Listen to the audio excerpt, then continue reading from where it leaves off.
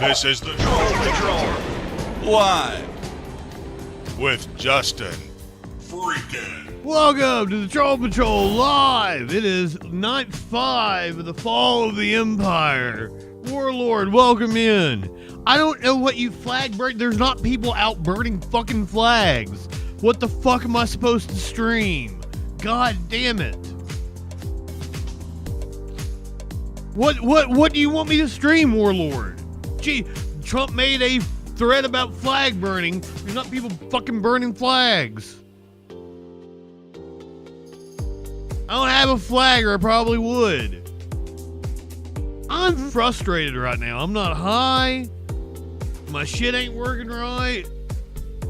Warlord's in here fucking. Yesterday was like DJ Dub was like, Hassan. So I had to ban Hassan. Like, stop talking about fucking Hassan. God damn.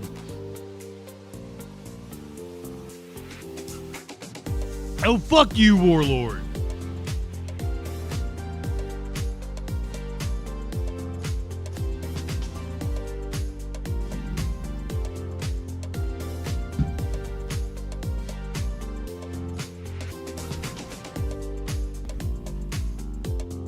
I almost didn't do this.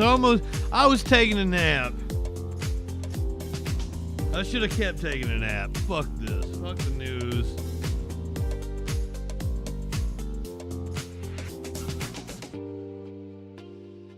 RB, welcome in.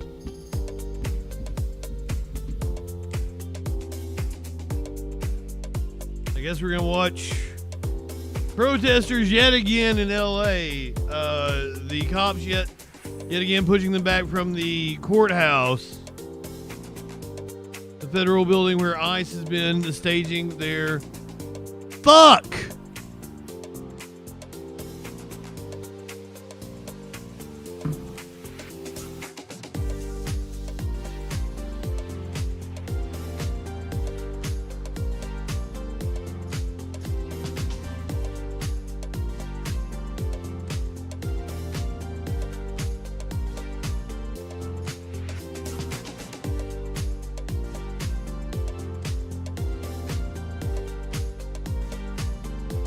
Can you see me? Can you hear me? Am I here? Am I gone? Clinically, what's going on? Fucking, it's OBS. It seems to be Restream specifically, but OBS is giving me fucking issues. I'm frustrated as shit, and I got Warlord in here bitching at me.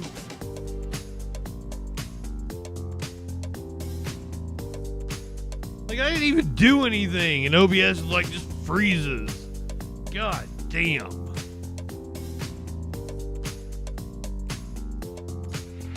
But welcome in, Clinically. Good to see you, my friend. Smokey, go sit down somewhere.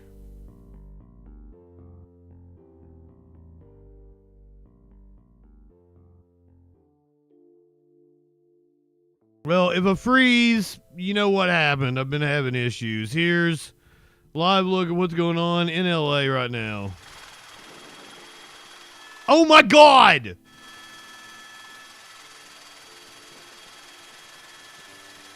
Seriously, it keeps freezing on me, and I'm getting so fucking pissed off.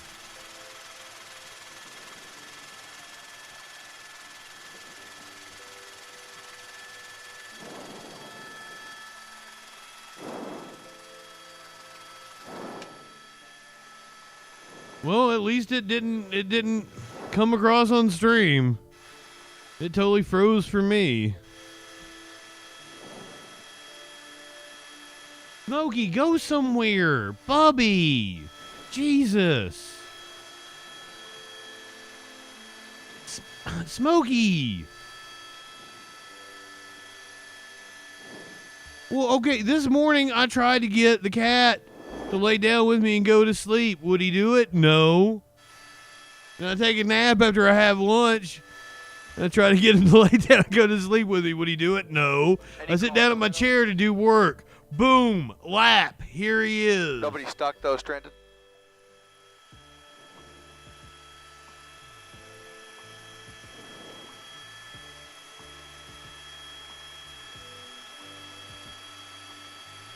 I just don't feel like doing this right now. I feel like going back to Resident Evil 4 Remake. I want to play video games.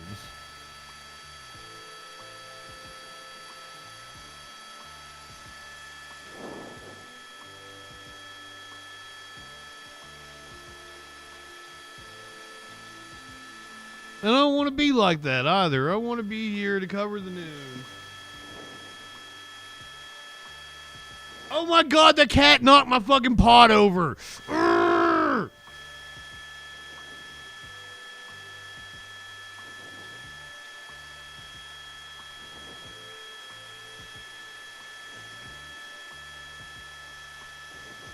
And then I had this client. She messaged me and she was like, oh, hey, I need a voiceover. And I thought of you. Or I was looking for AI voices and I thought of you. And like I start talking to her. I'd done a voiceover for her before. I did a video for her before. And then she's like, I've never heard your voice before. And I'm like, I did a voiceover for you. So like I keep going back and forth with her. And she's like, well, here's the script. If you'll just read part of it, I can get a feel for it. I'm like, I don't have time to do this for you right now. If you would like to hire me to do this, I will give you a quote. Apparently this pissed her off.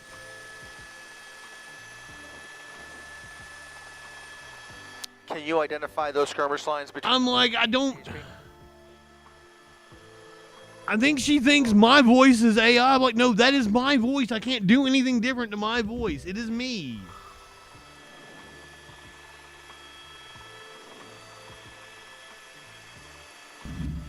Yes, I'm AI. The voiceovers I make for people say 2 or 3 different people have accused me of being AI, and it's really weird.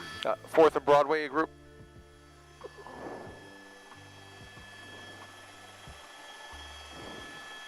A lot, RB, a fucking lot. I'm constantly like looking at my boulders. Right now, there's a cat here. There's 2 or 3 of them sticking out of it. But see, I pull them out and I pull out pieces of pot like that. So I guess I just leave the cat hair in. Flash, welcome in.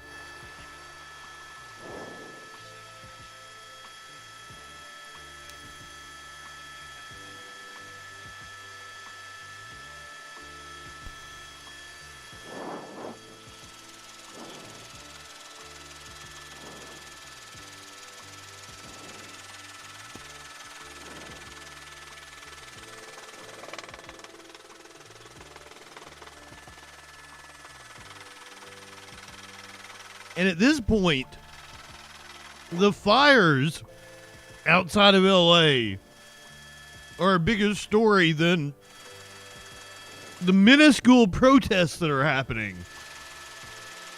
Just like last night, I guarantee there is far more law enforcement present.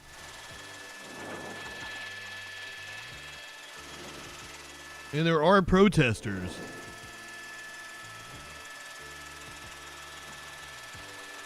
Yeah, evacuation orders on the outskirts of the city of Burbank.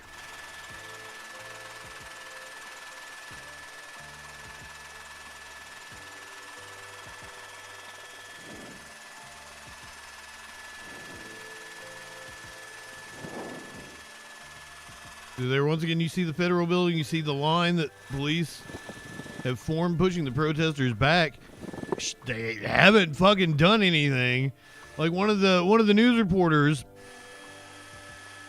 one that got shot with a projectile, I believe they said he got a piece of a flashbang canister lodged into his leg. He was a reporter. He said the only people around him were waving Mexican flags. No violence whatsoever. Gets shot with a flashbang in the leg. His account is wild, goes like, he apparently was still doing his job, and medics from the protesters, because if you're on the front lines of a protest, there's a lot of medics there. Left-wingers are good at being able to organize shit like that, and medics That was interesting. Medics grabbed him, apparently pulled him over to the side, cut his jeans off, or his I think it was jeans. It might have been khakis or something. Yeah, Michael. I mean, I don't.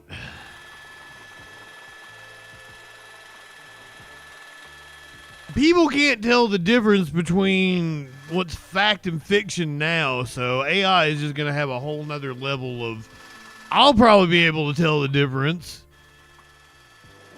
AI still looks like shit. Give me something to show. Let's go back to the.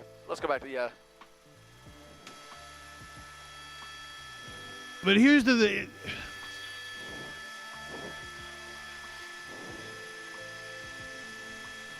Intelligent people can convince themselves of some really dumb things if they want to believe, or if their paycheck depends on it.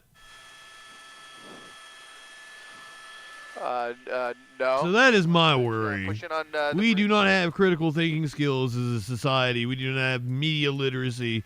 We do not have the ability to discern.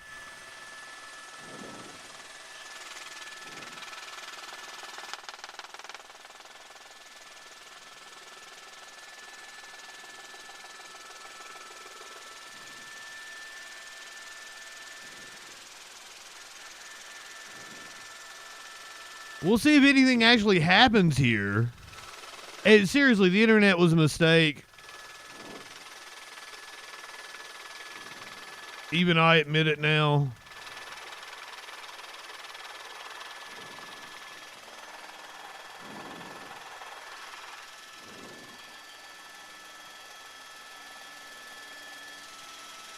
A lot of people believe that humanity may have been a mistake, and you know what?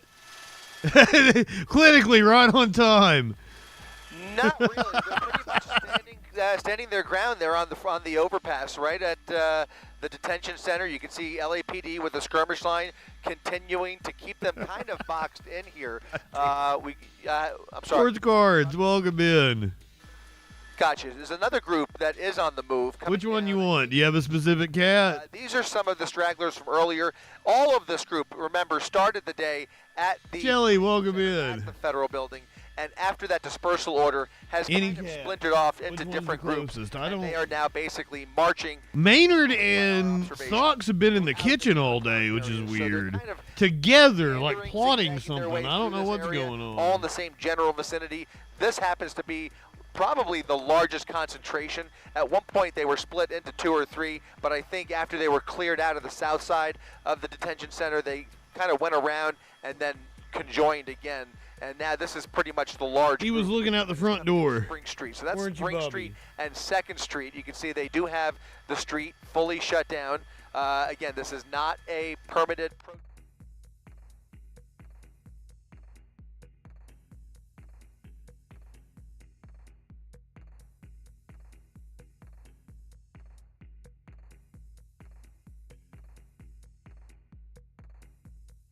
It doesn't kill them off clinically. It just makes their kids dumber. That is a really fat cat. He is insanely fat. He's the cutest thing.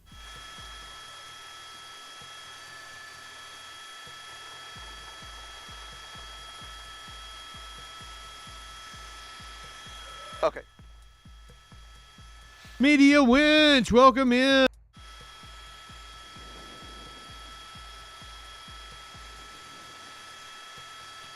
He acted like he was mad, but then he popped right back up here. You want to get back on stream?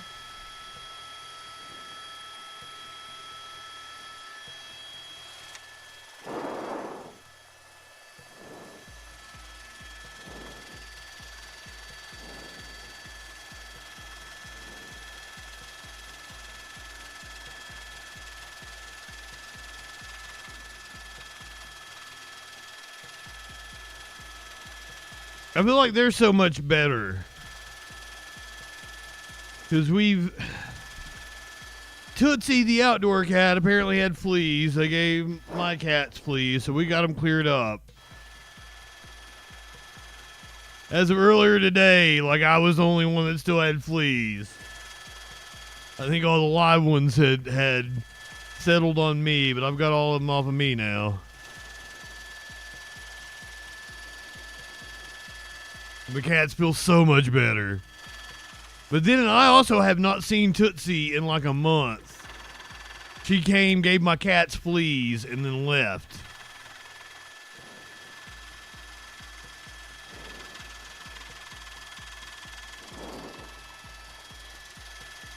I should have noticed it sooner.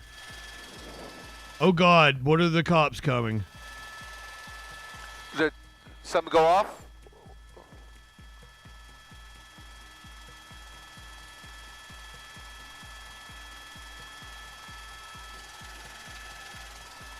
Show me any more people running? Okay.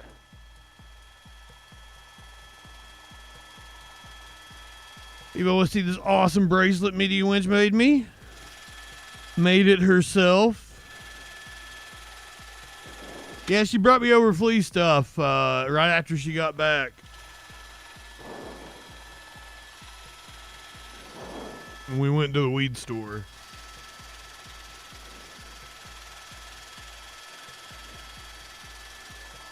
And I was like, God damn, like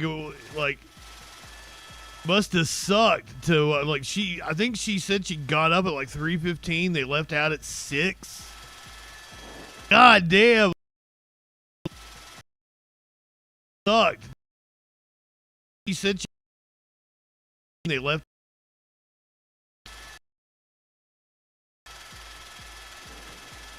Because they lose 3 hours. She lost most of the day. Because, like, she came here right after she got back. And it's probably like 6 or 7.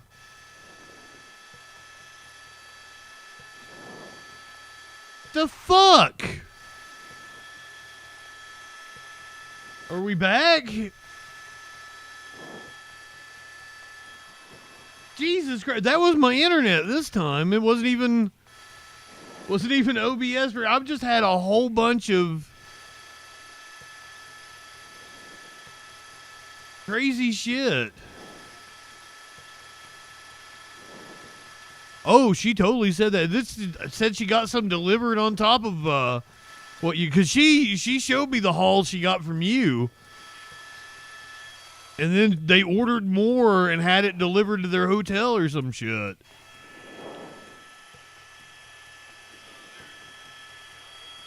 And then she's like, we went to Raising Cane's. 45 and I'm like, I'm amazed you didn't go to In-N-Out Burger or something. She's like, we would have had to walk in a mile and a half to In-N-Out.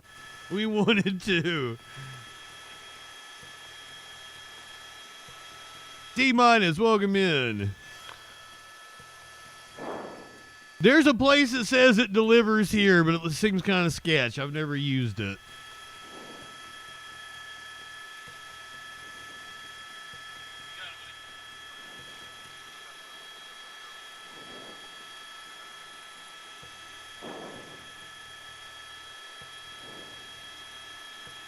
Once again, we are live. This is day number 5 of the Fall of the Empire.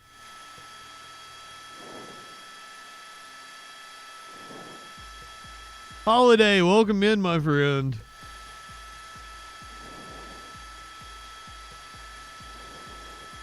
Hey, little Maynard, you want to get back on camera? No, you just want to walk by? You want to make sure your tail was on camera?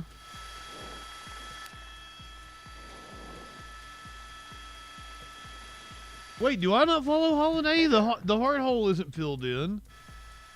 Damn, Holiday, I'm sorry. Hey there, can you that can't be right. I've totally been on your channel.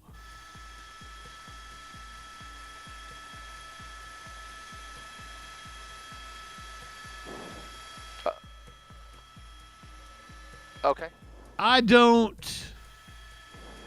know. I don't know where we go from here. What street is that one? When you turn on to...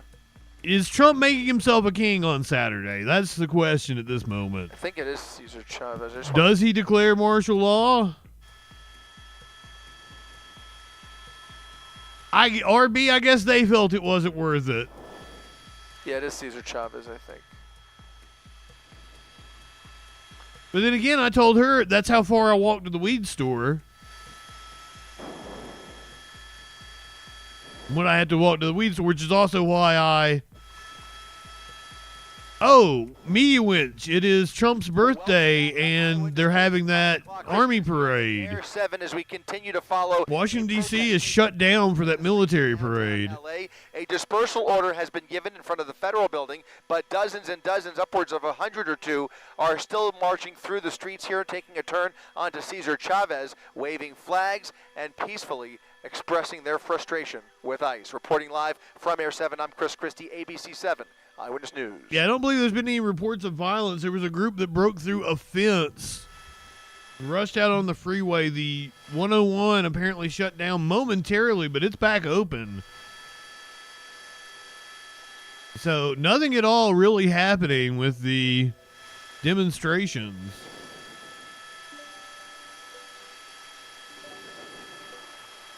And I don't expect anything will. It's been the biggest nothing burger ever. And if you go to any right-wing page, you would think the streets where they're saying L.A. has burnt down. Several of them have said incinerated. Was it Trump that said it would be incinerated?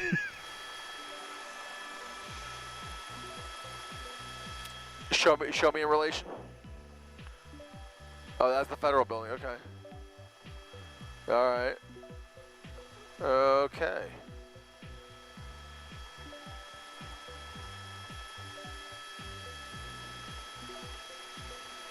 Yeah, that's what I can't even get through people's heads. Like, most of LA has no idea that the demonstrations are even going on.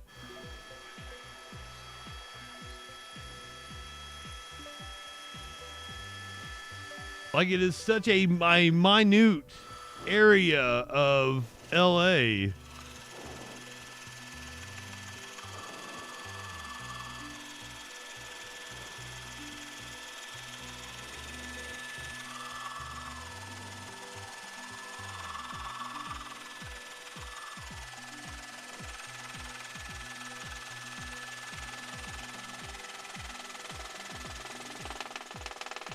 Yeah, this is like, what, half a square mile or something?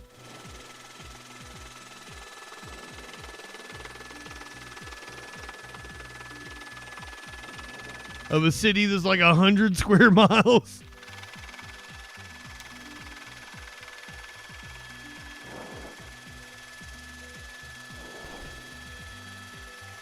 Probably more, probably 200 square miles.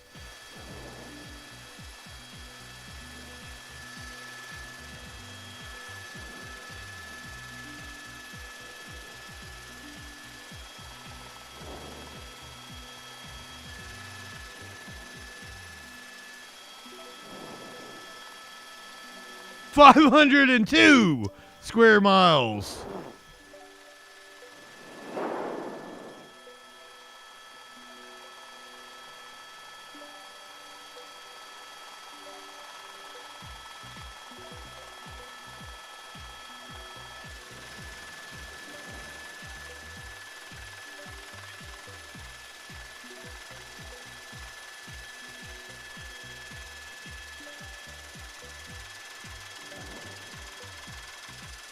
Thought I was overestimating it, and I was way underestimating it.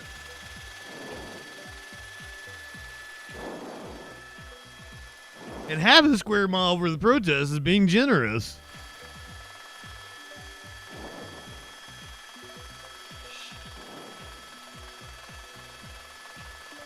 Poonages, welcome in.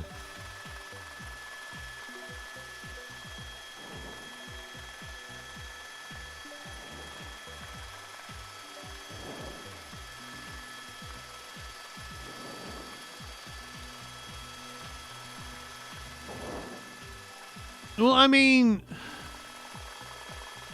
the demonstrations are specifically against ICE. They've been overwhelmingly peaceful. This is simply Trump trying to stoke the fire. I 100% believe this is a pretext for trying to use the unrest, quote unquote,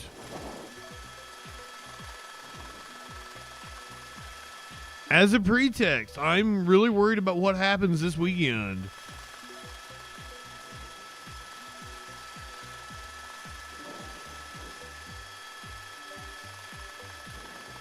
I've got a media winch. Why does everybody want to keep... Oh my gosh! It was last night too. Everybody's like, "You want links? You want links?" Like, I've got the same links you do.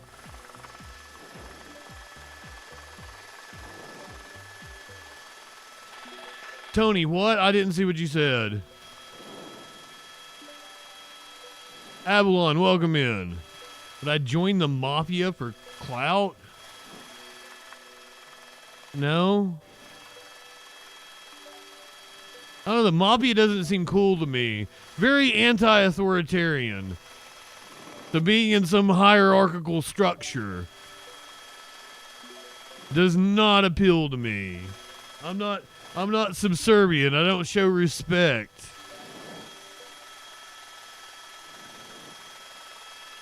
There'd be a horse head in my bed.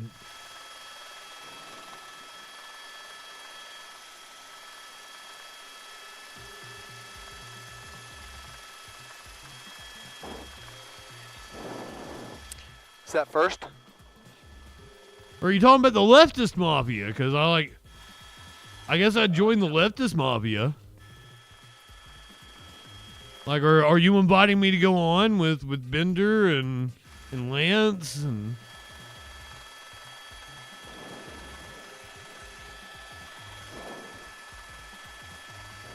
I would if the opportunity arose.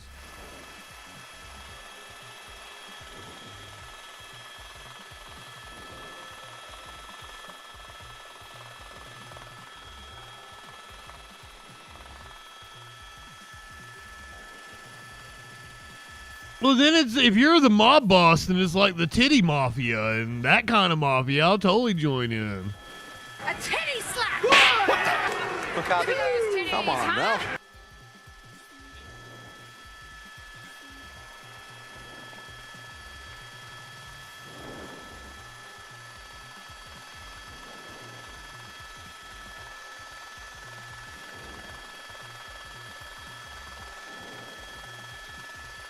Poonages, light one up, tip one back.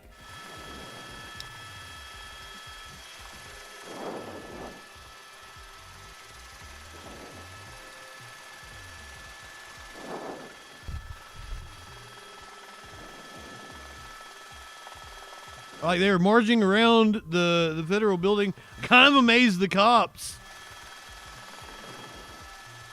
have not shut them down from being able to go all the way around the building. Last night they had that entire street in front of the federal building blocked off. This was about the time they started pushing them back and trying to get the crowd to disperse last night. Part of that crowd that's fizzling out on that overpass that you just saw, they have made their way up Los Angeles Street. They have joined another large group over on Temple, and they just passed the federal building. It appears this group of there's at least several hundred people in this pretty large... Yeah, we're live right now. And it appears this is the group that is making their way over towards Grant Park for that rally that's set to take place this evening. So you can see them coming down Temple, coming up on Spring Street, underneath that tree. I would estimate about 300 to 400 people. So a growing crowd as these different splinter groups kind of... I'm going to have to go back to the... Oh, Sparkles is going to be here this weekend. I bet I should try to wait until Saturday. I wonder if I can make it until Saturday. I got two gigantic nugs about that size. I wonder... I can't take bong rips if I want to make it until Saturday.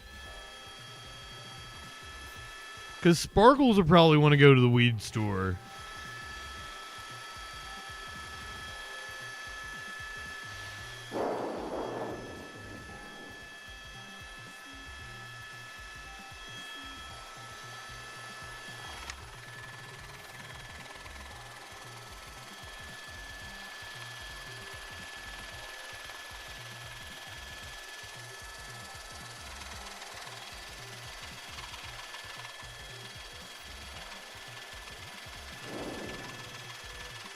I mean, clinically, it's going to end up being like fucking 5 grams. Probably. I mean, it's a good little bit.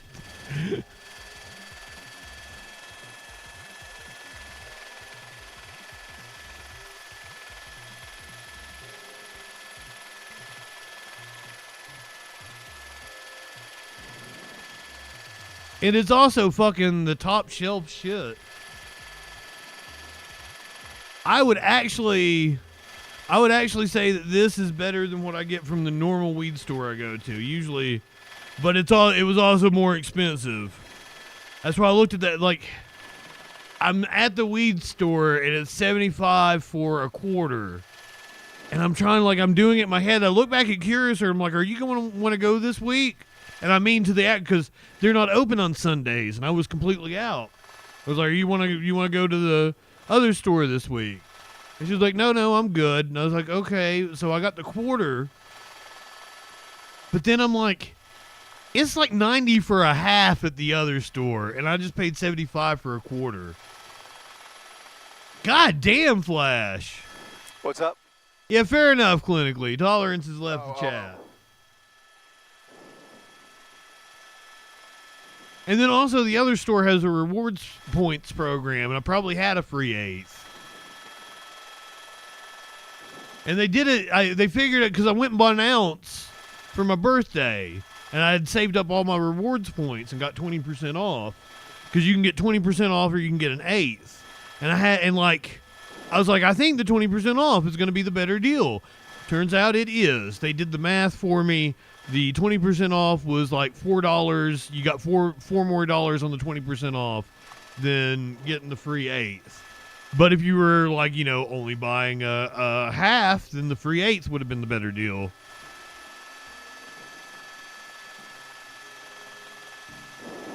I remember paying $100 for an ounce, but it wasn't good.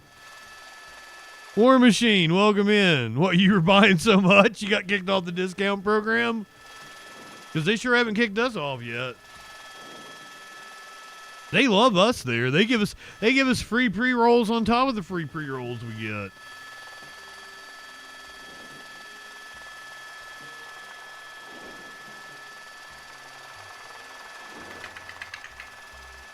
I think dude might have a crush on Curiouser. Because he really does. He loads her up. Air 7 News Desk, you up?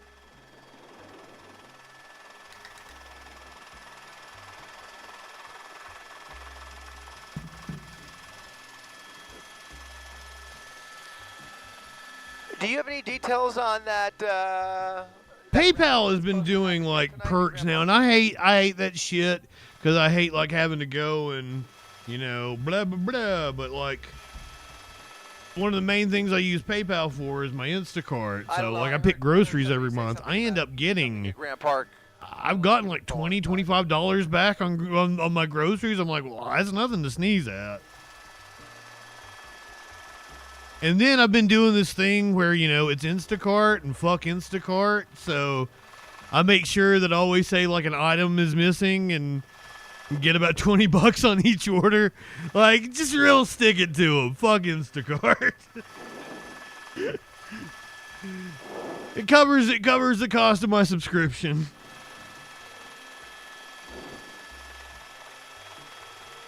I didn't used to. It's just a recent thing. I'm like, you know what? Fuck them.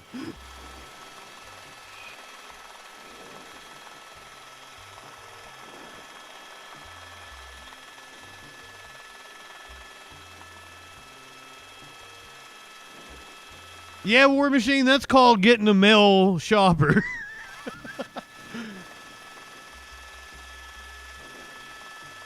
There's even articles you can go look at, like how people hate male shoppers.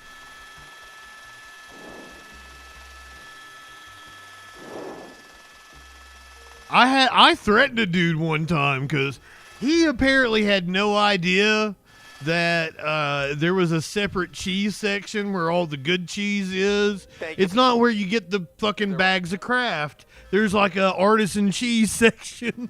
Really? And he kept telling me that all of my cheeses I requested weren't there. And I'm like, yes, they are. You're just a dumb fuck. And like I yelled at him, and I'm like, "Don't you dare come here without that fucking cheese!" And he canceled my order. And I'm like, "Well, God, don't ever send him to my apartment again." Okay. And then like a woman, because like the order was still hanging there because it never got completed, so a woman picked it up, found my cheeses, no problem. Because I'm like that, like the cheese is the main thing, motherfucker. Don't come to my house with that goddamn cheese.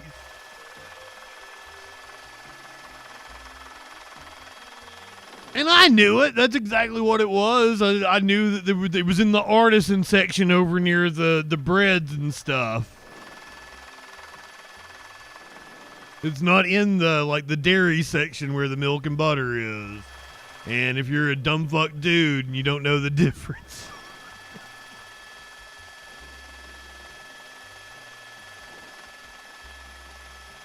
Near the one, no, like, I feel like which I don't go grocery shopping that often anymore.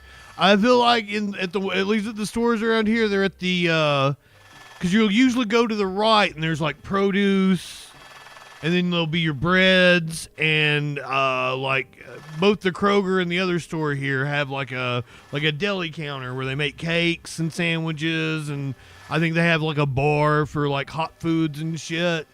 And the cheese is like at like an end cap on the end of like the deli counter thing, and they've got like all the deli meats and shit are hanging there. Like you can get like dried salami and shit like that, and then all the fucking the nice cheeses, and like all the rest of the cheese, you're fucking like the Kraft shredded is like in the dairy case on like the main back aisle at the end of the store.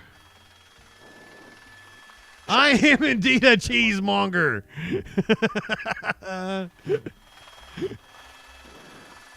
That's right, Michelle, continuing to keep an eye on a large group of protesters continuing to make... Are those the bikes? Is that the same bikes? They have just passed Grand Park, where there is a vigil scheduled later on this evening. I presume many of them will be returning to Grand Park, but they appear to be moving further down on First Street near Hill. You can see a large group behind these buildings and under the trees. Flash, why do you feel the need to get spicy cheese? Don't you add your spice somewhere else in whatever you're eating? Here right now, no interference by LAPD, but of course the police department. You're one of those people that eats the hot sauces. They're like a butthole prolapser.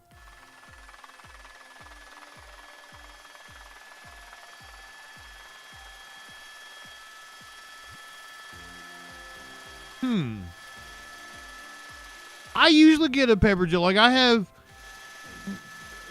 like a spicy cheese. I'm a fan of, like, pepper jack is one of my favorite cheeses to get on sandwiches when I'm out and about. Okay, I can feel you on that. But okay, so you're gonna put some other kind of lubricant on it, right? So if you got like a mayonnaise or something on your sandwich, maybe put you some hot sauce in your mayonnaise and then put the spread on. Nope. You dry dog it? No, a sandwich needs a lubricant, Flash. That's weird. Josh Wiseman, Papa, on YouTube has the Food Lube, has the how to properly make a sandwich and like all the best ingredients. Because like especially if you want to get that deli taste, you gotta season your veg. That's really important.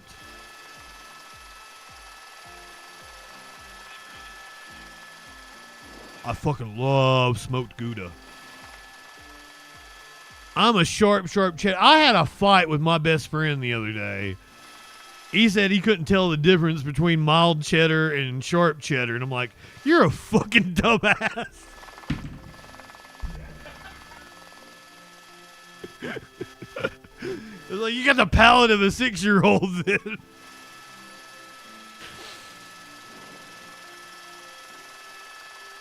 Warlord's British, but no, not this particular friend. Oregon gal, welcome in. I fucking love Gouda. Gouda is one of my favorite cheeses. I've got a cheddar Gruyere blend is what I got in there right now, and I really enjoy that. I usually get it when it goes on sale. We must be coming up on something. What's the next maintenance? Oof. When? What? How much more? Do you know?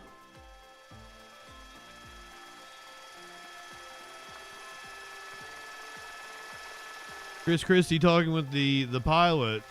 They're not on air right now because like nothing's going on. Season the vag.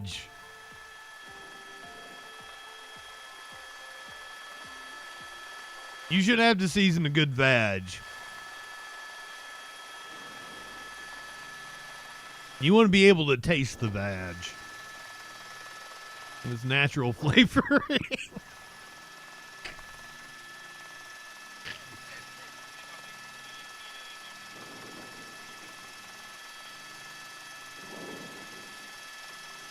Also, why do I keep matching with these like butch lesbian black girls on Tinder? Why am I attractive to them?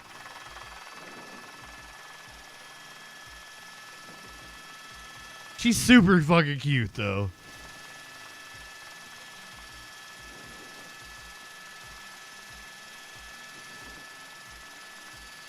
Flash, I want to say I watched Majority Report and I do not remember anything about erect nipples.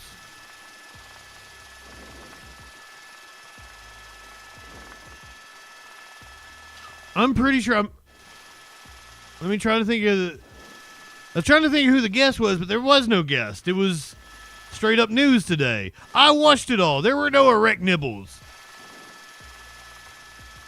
Oh, I think I tuned it out when they were talking about Russell Brand because I really don't fucking care.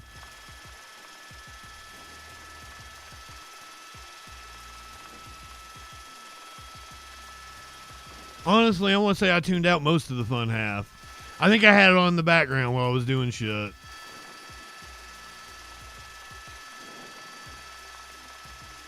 Oh, I totally follow out of context Majority Report.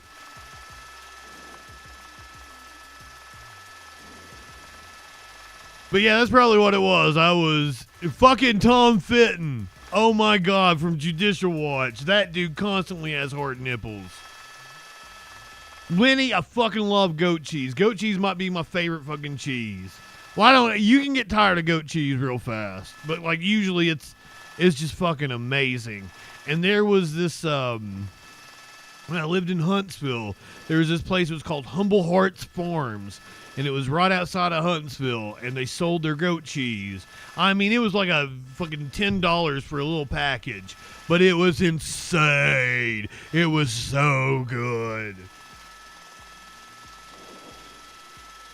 I love feta too, but like goat cheese might be my favorite. It's got that, it's refreshing while also having a tang to it.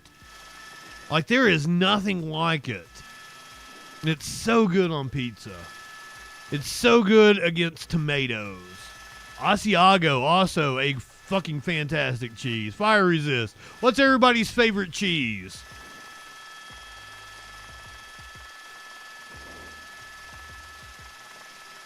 Sock, she threw up on stream last night. Yeah, I had to remember to turn on the light and not walk through the...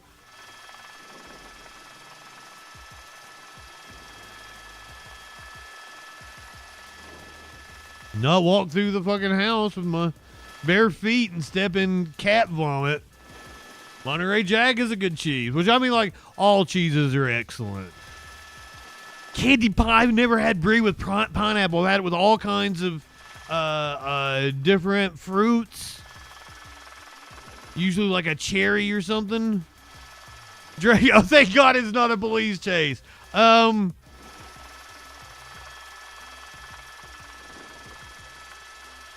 a police chase, but, you know, close. How are you tonight, Drake? Why are you not down at the protest?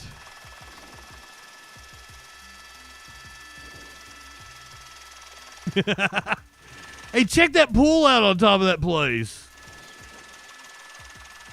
What an awesome patio. Let's go party there.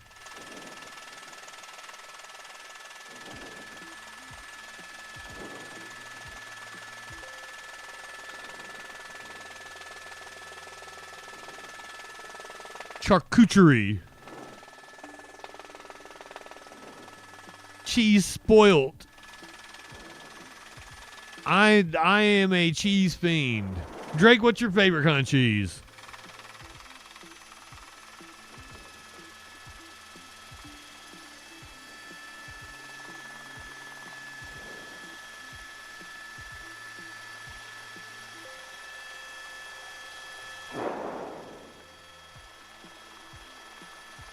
Gouda is an awesome fucking cheese. Do you like a smoked Gouda specifically or just a regular Gouda?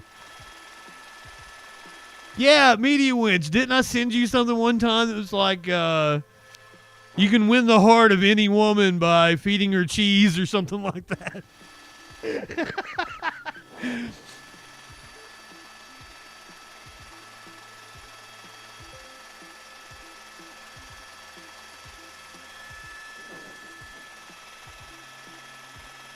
Smoked Gouda is the shit. I think I got some, I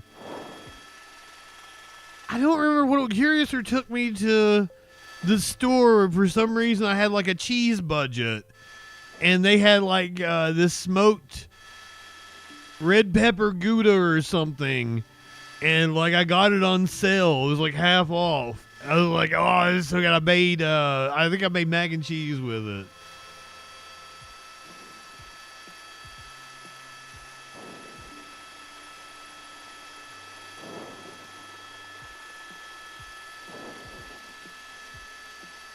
I usually go with like a Gouda cheddar blue cheese mac and cheese. That's my flavor profile.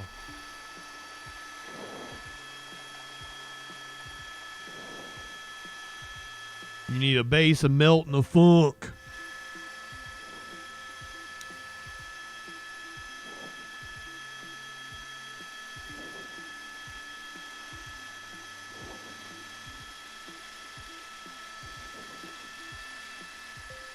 I had made mac and cheese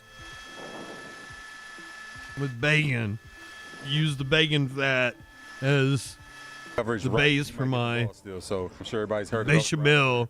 You know, that was kind of abrupt. Or maybe based off a certain coverage, you'll be eliminated. Let's get you live now to Mayor Karen Bass, who's speaking at a press conference. I wanted to let the city know that I have declared a local emergency and issued a curfew for downtown For what? Angeles to stop the vandalism, to stop the looting. What vandalism and looting? Affected by or vandalized. Last night there were 23 businesses that were looted, and I think that if you drive through downtown LA. Oh, please. Why do you have to play into the fucking narrative? Has caused significant damages to businesses and a number of properties. So my message to you is, if you do not live or work I saw a little vandalism. I didn't see any in looting. the area, law enforcement will arrest individuals who break the curfew. Samson, welcome Will in. be prosecuted. Hundreds of officers from police and sheriff departments from across the region and state are Me was like, I saw a little looting. PD through a unified command. Fair enough. I didn't stick with it into the darkness last From night. 8 p.m. until 6 a.m. I want to thank the governor for his partnership and especially thank our state. Oh, who gives a shit if it was the jewelry store? Yeah, there has been multiple instances of the cops using riots or using protests as a pretense for them to be able to go loot places. Tomorrow on the continuation of That happened numerous times in Baltimore alone. days. The curfew area will be between the 5 freeway and to the 110 and the 10 freeway to where the 110 freeway and 5 freeway I don't give a shit about a jewelry store. They're probably really rich. And you can see that Fuck the city them. of Los Angeles is a massive area, 502 square miles. The area of downtown where Yeah, I was way off. I said 100 square miles. I was like, no, probably more like 200 square miles. to point this out, Looked it up. I was like, I was way off. and violence that has taken place there, it has been significant, but it is extremely important to know that what is happening in this 1 square mile is not affecting the city. Some of the imagery of the protests and the violence gives the appearance as though this is a citywide crisis, and it is not. So everyone must abide by this curfew. Limited exceptions will apply for residents, people traveling to and from work, and credentialed media representatives. With that, I would like to turn it over to Chief Jim McDonnell. Thank you, Mayor Bass, and good afternoon, everyone. As the mayor stated, a curfew for the impacted area as shown here will go into effect tonight. And I want to be absolutely clear that if you're within that designated curfew zone between the hours of 8 p.m. and 6 a.m., and are not exempt under the order, you're going to be subject to arrest. The curfew boundaries are as follows: from the 5 freeway to the 110 freeway, and from the 10 freeway to the point where the 110 and the 5 merge. Easier to look at it on that map for description. The curfew is necessary, a necessary measure to protect lives and safeguard property following several consecutive days of growing unrest throughout the city. Since Saturday, we've seen a concerning escalation in unlawful and dangerous behavior. On Saturday, LAPD officers made 27 arrests. On Sunday, that number rose to 40. By Monday, arrests totaled 114, and today alone, we've made 197 arrests. Yeah, it's insane. I thought this was America. Part of a unified command with Government can just tell you not to go outside. It's kind of mutual weird. aid compact, and been very, very helpful to us, and we're very thankful for that participation. Of those I mentioned for today, 130 were arrested near Commercial and Alameda. An additional 60 RB, the problem custody after The unlocking problem with that, not giving them the pretense Commercial Street is they're going to do it anyway, no matter what we do, Again, let me be no matter how we blocking respond. freeways, city streets, and on-ramps, refusing They're gonna demonize us. dispersal orders, and interfering with public safety operations is dangerous, unlawful, and won't be tolerated. If you are in the curfew zone during the restricted hours without that legal exemption, you will be arrested. Now we're coming up on 6 o'clock An officer in any in fashion. LA, so that would mean the curfew is 2 hours from Operating now. under a unified command with our partners at the Los Angeles City Fire Department, the Los Angeles County Sheriff's Department, the California Highway Patrol. We're fully coordinated, and our shared mission is clear: to restore peace and ensure the safety of everyone in our city. We previously mobilized part of our department at LAPD while keeping our ability to be able to provide the services that our community deserves going. We're going to be adding to that deployment with additional internal LAPD resources in the days ahead. The curfew does not apply to residents within the designated area, individuals experiencing homelessness, The LAPD can handle one 10,000 person protest. To be clear, they cannot handle 10 1,000 person protests. lawful protest. When that expression crosses into unlawful conduct, when But these lives protests also city aren't, safety is compromised, coordinated. we must act, and we will act. We urge all Angelenos to cooperate with these public safety measures. Our shared goal is to protect our communities and return to a state of calm and safety for everyone. Thank you. Mayor. Let me introduce now the councilwoman who represents the majority of the district, Councilwoman Isabel Harato. Thank you, Mayor. I'm here today not just as a council member who represents downtown LA, but as its advocate who deeply loves and believes in this community. The history of Los Angeles began right here in downtown, where 200 years later, the grouping of historic neighborhoods remains the beating heart of our city, a place with rich culture and deep community. Downtown LA is a place where workers clock in before sunrise and small business owners know their customers by name. Where neighbors greet Good evening, Byronic. I'm glad to be able to validate you. families have built lives, shared stories, made memories together side by side. It's one of the most vibrant. Well, you say not act like demons, but like the only thing the state understands is, major events, you know, not the living, breathing community it is. protest that And makes right things now, it's uncomfortable. hurting. I don't want to say violent I'm deeply protest. proud that downtown has always been the place where Angelina. They want you to protest within to their peacefully confines. You have to protest. protest outside of their support the right confines to and demonstrate. make it uncomfortable for them, or otherwise, sacred. what and at use is times the it's protest? necessary, but we must also face what's happening right now. When these peaceful rallies end and the protesters head home, another element moves in. Opportunists who come in under the cover of a peaceful protest to ravage and destroy. They're RB's cool, Samson. smashing storefronts and threatening the safety of the very community that has always welcomed people from across the city and globe.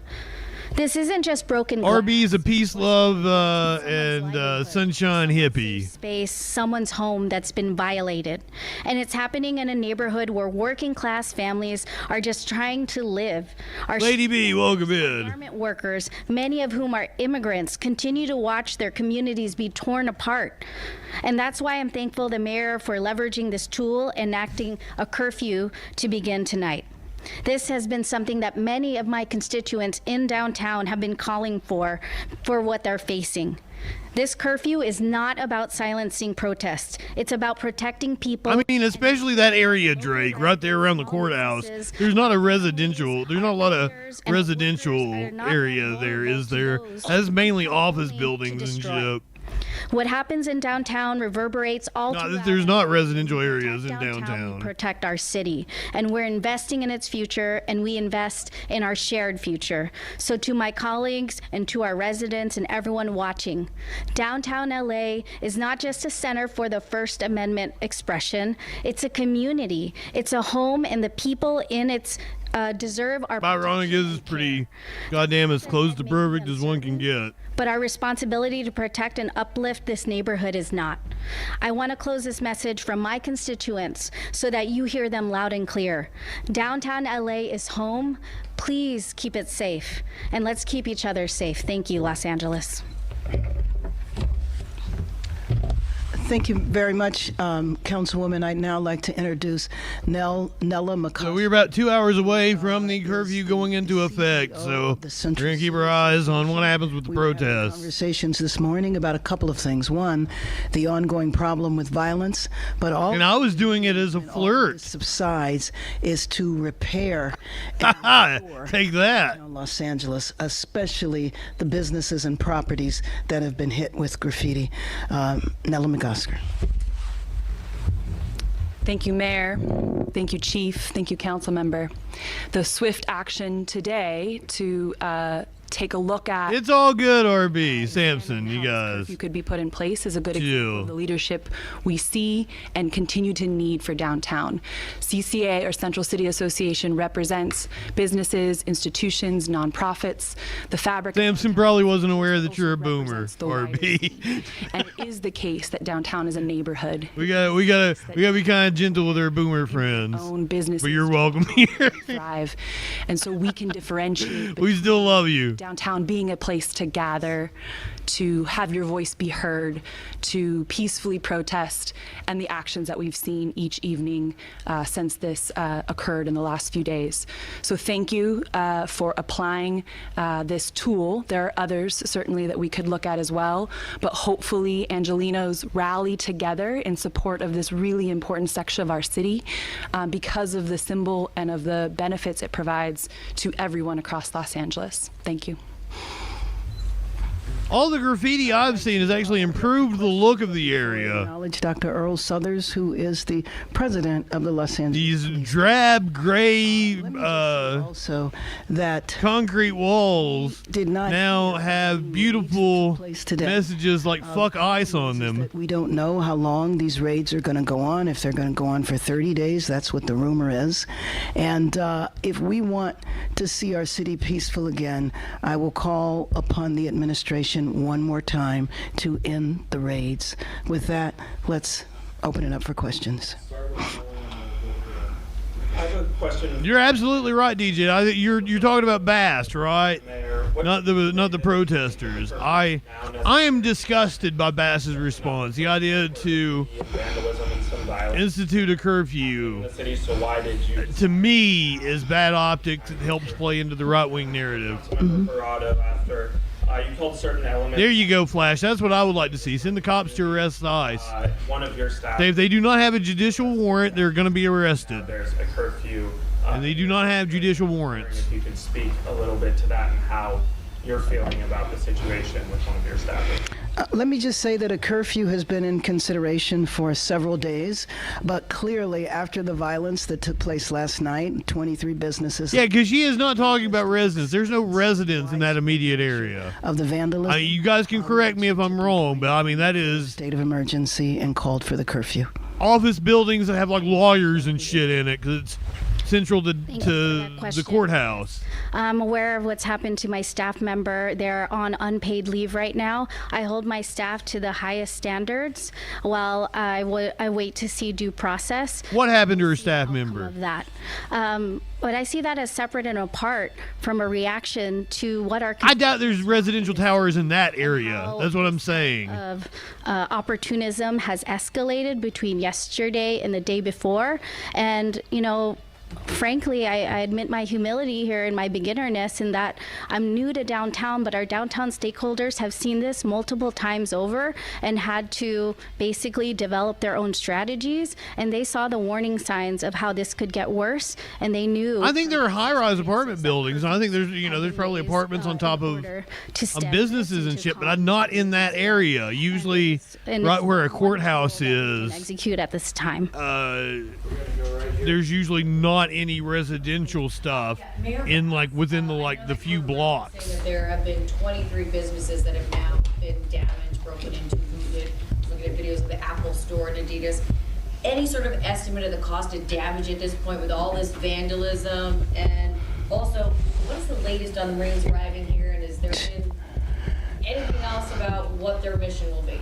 So there is not a financial estimate right now, unless Nella has one. Be minimal residential. Millions in the case of some of the larger. In the case of some of the larger retail stores, it's in the millions. But I don't know of the 23 what the total is. And I think it's really hard to estimate the vandalism from the graffiti. It's just widespread. I know that you have seen it. They're at that federal courthouse, and they're only. Oh, I'm sorry, you did. Going around the block of the courthouse. I mean, I don't know if you know, Chief. I mean, the bottom line is that we're not told. Basically, we have to operate. And like we saw last night, like the police pushed them down the street. I have no idea what they would do when they would get here. Right now, we have 100 National Guard whose sole mission is to protect the federal building downtown. That's 100. There's another 100 in Westwood protecting the federal building there. Now, Holman has gone on and said that they were executing a warrant with ICE taking something to do with money laundering. And my response to that is, then why did I see men in PPE being arrested out in front of a Home Depot? Announcements that all of this was going to happen, and they're not communicating. Not saying a man in PPE out in front of the Home Depot can't be committing money laundering, but let's use some brains here. Oh, California. This 8 p.m. tonight. The raids that set off these protests was what Homan was talking about. I think they've now come up with something. They're manufacturing another they're trying to say that they were President Trump said you want to talk with him. Trying to apprehend a violent gang because the people are protesting that their neighbors are getting picked up. want to make sure people heard that. Who didn't. Yes, and it's the map that is right there, so it basically is all of Well, downtown. like I don't know that I showed the pictures on stream. That might have been something I saw somewhere else, but it was absolutely like men in PPE. And the 5 to 10. That they picked up out in front of a Home Depot. Yes, and actually that's a broader area that the protests have been focused. You know that the protests have been limited to. Can you just power wash graffiti off of a concrete wall? Probably. To let the people. That's probably why they choose concrete. Los Angeles. If you put downtown Los Angeles in the context of the overall city map, well, that makes it fucking goddamn. Compared to 503 square miles. Then why does anybody ever bitch about graffiti then? I know you're saying they're not telling you when they're going to be doing these various raids. Are you getting anywhere in terms of cooperation of? I figured they probably had to like paint or put some kind of sealant or something over it. To deploy, if necessary, to some of the local communities. No, we're not. No, we're not. And we also don't know, again, about the ICE raids. And that's why I think, I would appeal to the president to stop the ICE raids so that we can have stability in our city. I think about the families who are afraid to go to work and go to school. I was talking to a friend today who, in her local grocery store, the shelves were empty. A lot of the shelves were empty because people aren't coming to work to stock the shelves. We have to look at the contributions that the immigrant population makes to our local economy. And you know that there are some industries that are immigrant labor. And so when you frighten immigrants and they don't want to come to work, you are hitting at the heart of our local. I do have a police chase. Do you want to watch a police chase, Greg? That impacts households in a way that I don't think. The back street is Cesar Chavez Street. I don't know what is the fuck. They said it like multiple times last night. I don't remember what the name of the street right in front of that courthouse is. But it's the federal building and the city hall and everything. What is that street, Drake?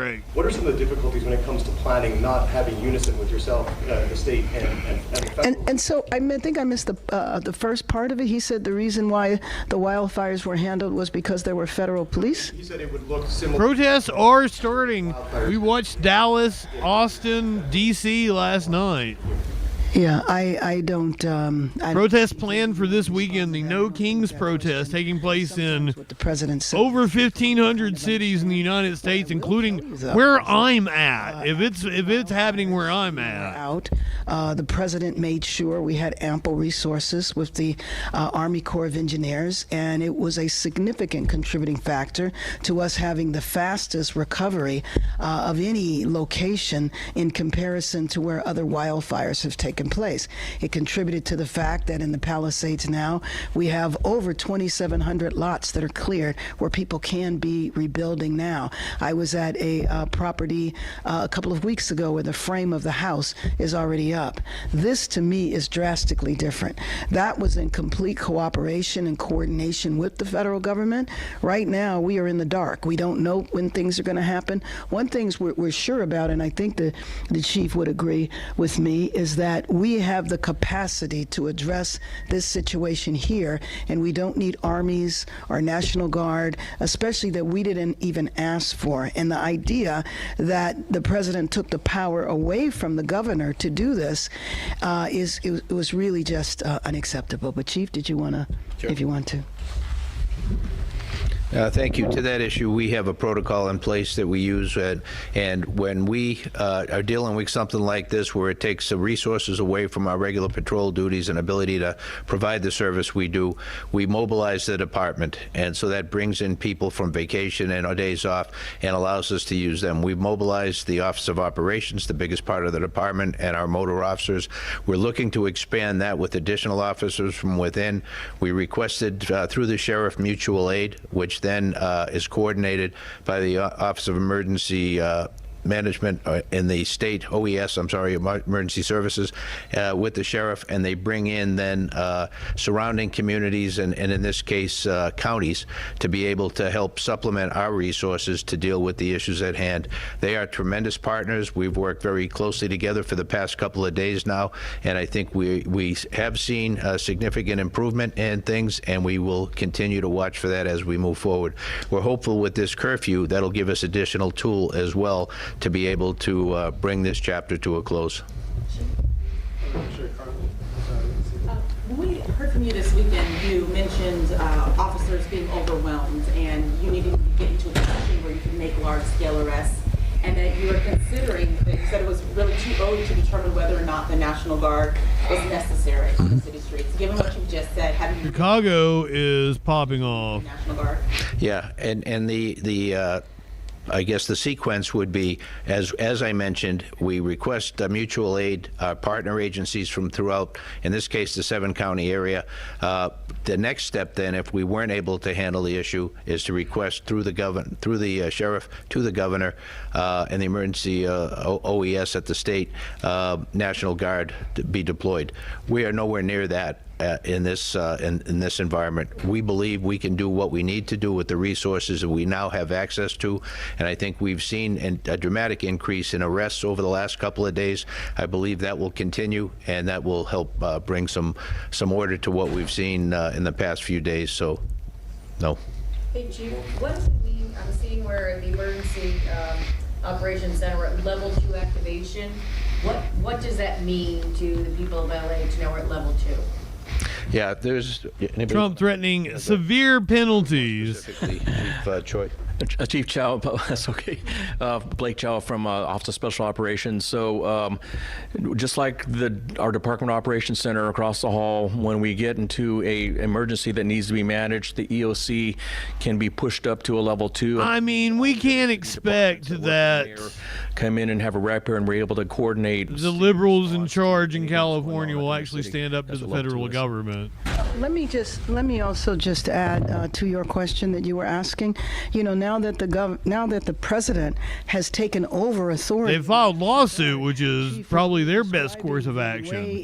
But in terms of action on the street, I mean, disrupted, and I think that that's important. For us to expect anything different of Karen Bass than what we're getting, or Gavin Newsom for that matter, resources as possible, and that includes Los Angeles police officers and trying to bolster the officers that will be stationed downtown, because downtown is where the crisis is right now. Yes. Any other questions? People like us don't get into power, and if they do, apparently we become from L.A. Mayor Karen Bass and Chief of Police Jim McDonald, corrupted by the same system. That's the way I understand it, according to people. Folks in downtown Los Angeles, and Councilmember Isabel Jurado talking about the effort now to quell the violence and the disruption of downtown L.A., stopping the vandalism, enacting a curfew that will begin tonight at 8 p.m. That curfew will run from 8 p.m. until 6 a.m. in the morning, and it will cover the curfew less than 2 hours away to the 110 freeway and from the 10 freeway to the merger.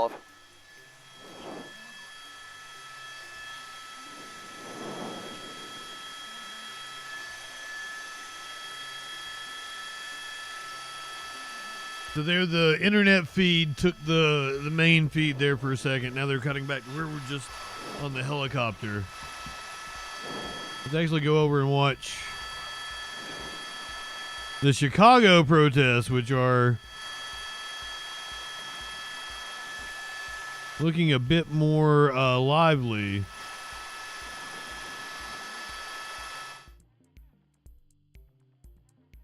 I've also got I've got a helicopter shot here.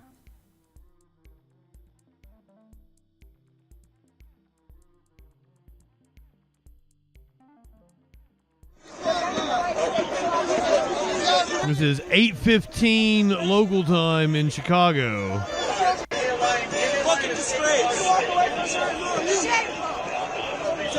When did I advocate for bloodshed, Orby? Fuck you! Fuck you! Fuck you!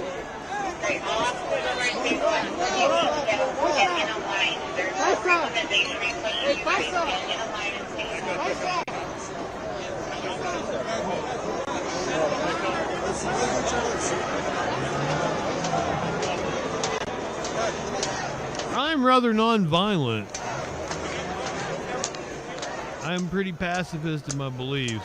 Can we get better quality? It is as good a quality as we can get. It's just a blurry shot.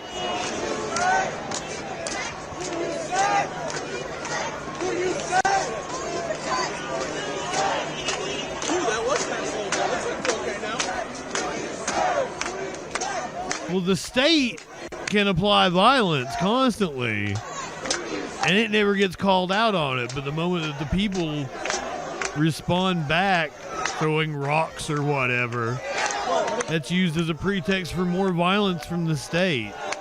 Like, don't be fooled.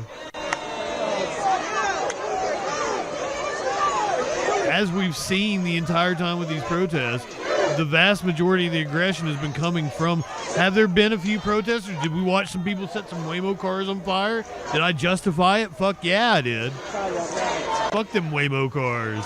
Did we see some motherfuckers throw scooters and rocks at the cops? Yeah, we did.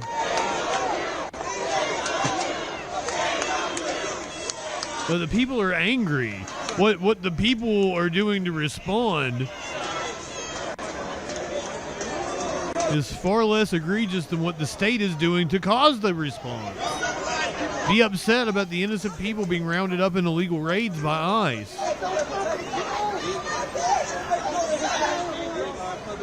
Be upset about the force being applied to peaceful protesters. Every single person right here is exercising a right given to them by their Constitution. These are fucking patriots right here.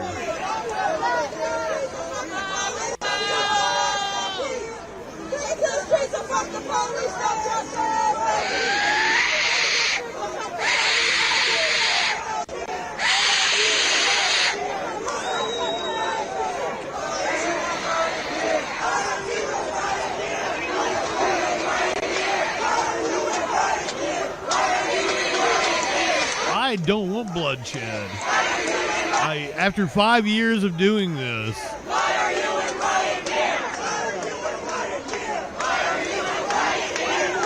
the crowd chanting, "Why are you in riot gear?"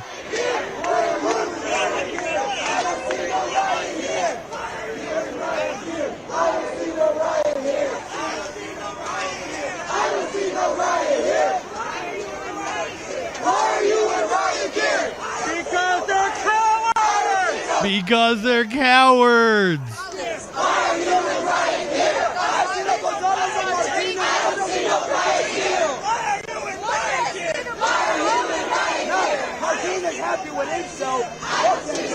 Everyone knows riot gear is slimming.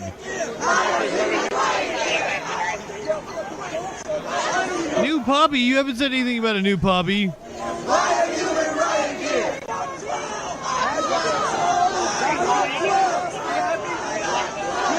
Are you happy? You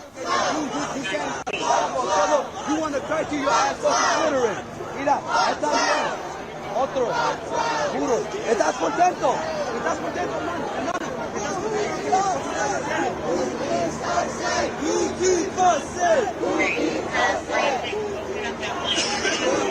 And I mean, anyone who thinks that we're going to get out of this situation without bloodshed is naive.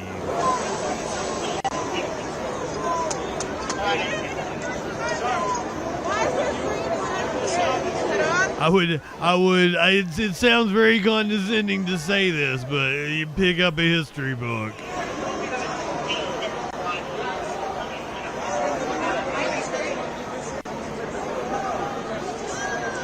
People always like to point to Martin Luther King Jr. and he got killed, right? How'd that work out? But there were also people in the streets. There were also Black Panthers arming themselves. It was better for the white man, the liberal, to compromise with Martin Luther King because there was an armed resistance bubbling.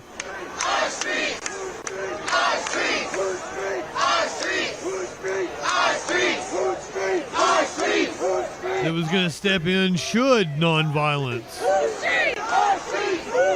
not come to fruition. Our streets! Our streets! Our streets!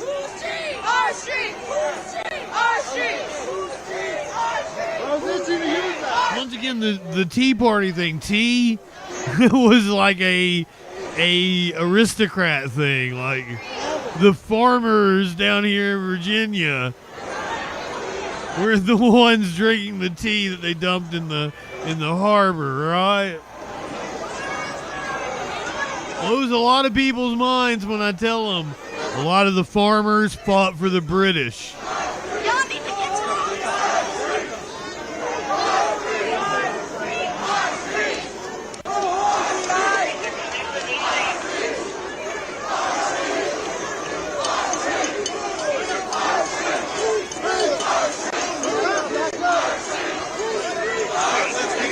Because the poor people in the country weren't the ones paying the taxes. It was the aristocracy and bosses. This country has a very complicated history. You know, on the one hand, you want to say they were a bunch of thugs that didn't want to be controlled by the crown, and that's cool. Rebellious and shit. They were a bunch of, you know, hemp growers smoking weed. But no, it was really the rich people thought they were being taxed too much by the crown. And they wanted to be able to reap the benefits.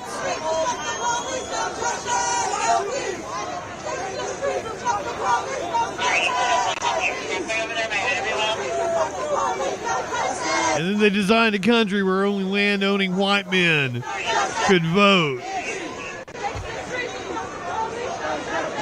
Like, how does that all not make sense? All this shit is connected. Now, I saw right-wingers talking about, like, oh, there's Palestinian flags at the Mexican immigration protest. I'm like, all this shit is fucking connected.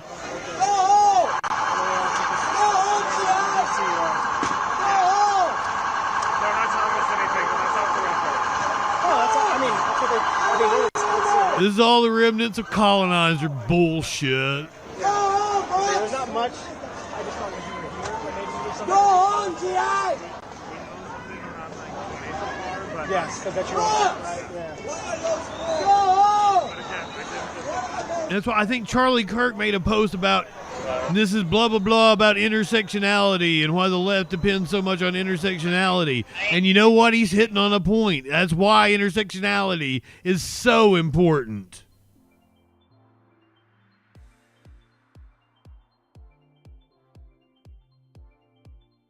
But the genocide and the local fascism are all connected. The cops were probably trained by Israel.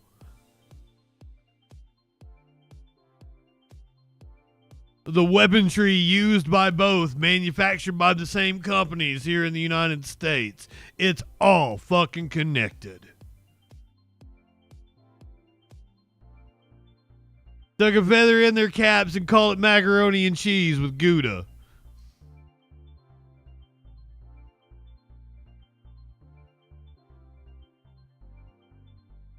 Hold on, I had the New Jersey primary elections going on right now. There's a debate going on in Arizona.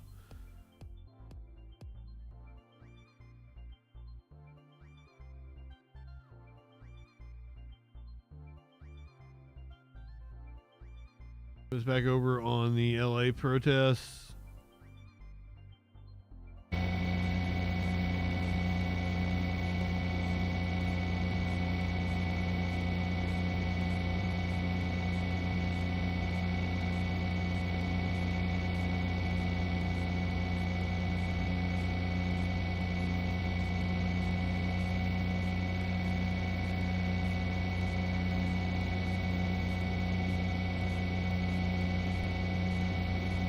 Got a feed up from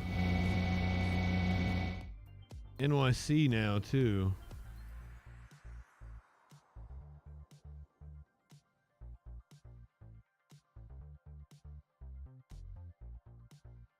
This is the live shot from the helicopter in Chicago. I don't know if this is the same line we were just on. These are the same protesters. Is that who we were watching just a second ago? Was that the group we were with?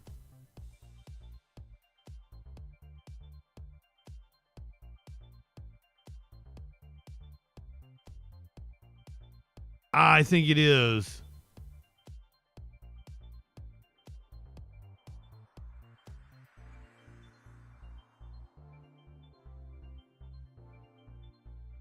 Still only a couple hundred protesters. It's possible there's more law enforcement there than protesters again. Hobo, welcome in.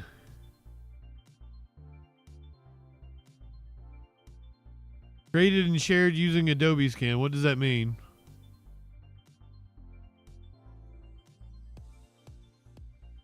I would assume they do flash. I would assume like they're probably like one of the first to pass laws about drones.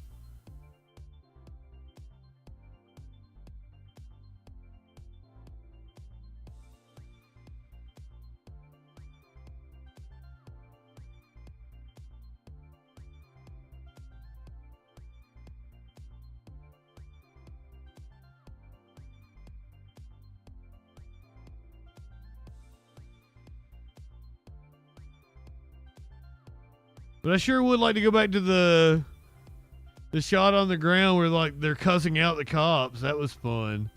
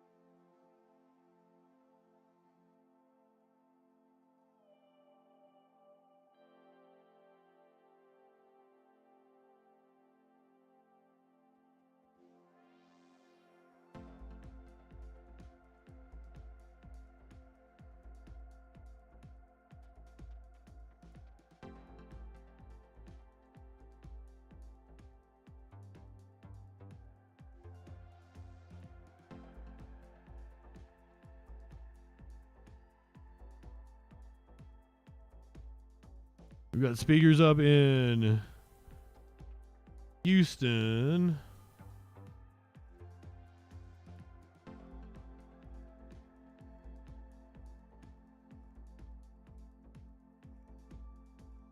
This is Houston, Texas. From uncles and aunts. Because God, we know that children belong in the arms of Live protesting the ICE raids. God, don't let our own hearts be so angry and so frustrated that we swerve from justice. Just like it says in your noble Quran in chapter 5, verse 8. O believers, stand firm for God and bear witness. Apparently, Gavin Newsom is going to be speaking here in about a minute. Do you guys want to watch it? As a person who bears witness because that is what is right. Casey, welcome in. Hatred of another people towards you lead you to be unjust. Be just. That is closer to righteousness and to be mindful of God, and be surely God is all aware of what we do.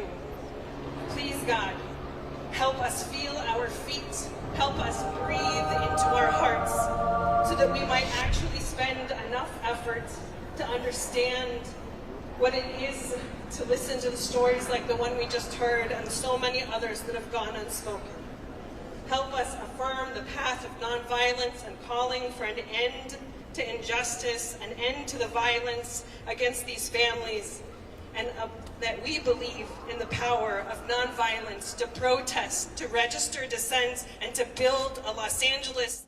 Let's check in with New York before we listen to California Governor Gavin Newsom apparently giving an address here at the bottom of the hour.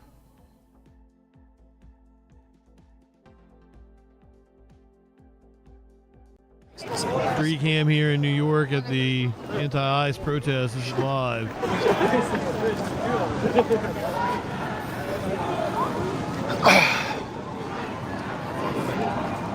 Okay, so let me get ahead, everybody.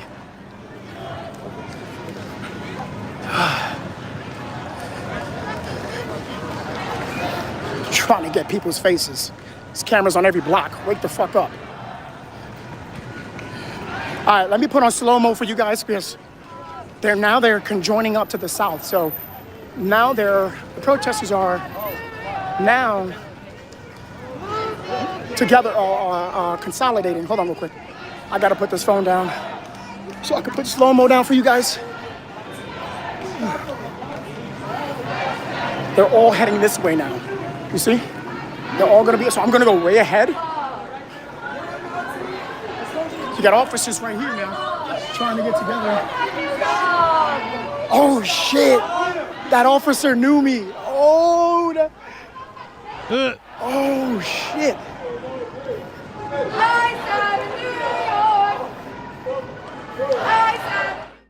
We'll come back to New York here in just a little bit. Gavin Newsom ready to speak momentarily.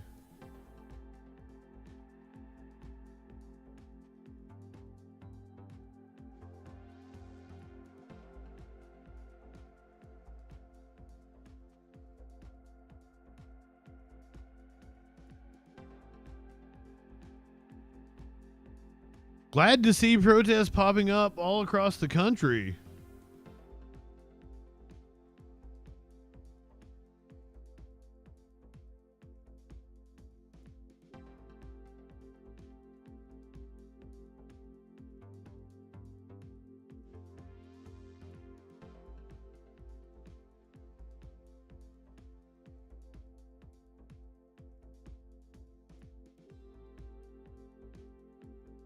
Well, any minute now we'll get Newsom. I'll go ahead. Oh, here we go. Here we go. I was gonna flip it back to. I was gonna flip it to Fox. Let them bitch until we took Newsom. Maybe they're going live here. Maybe.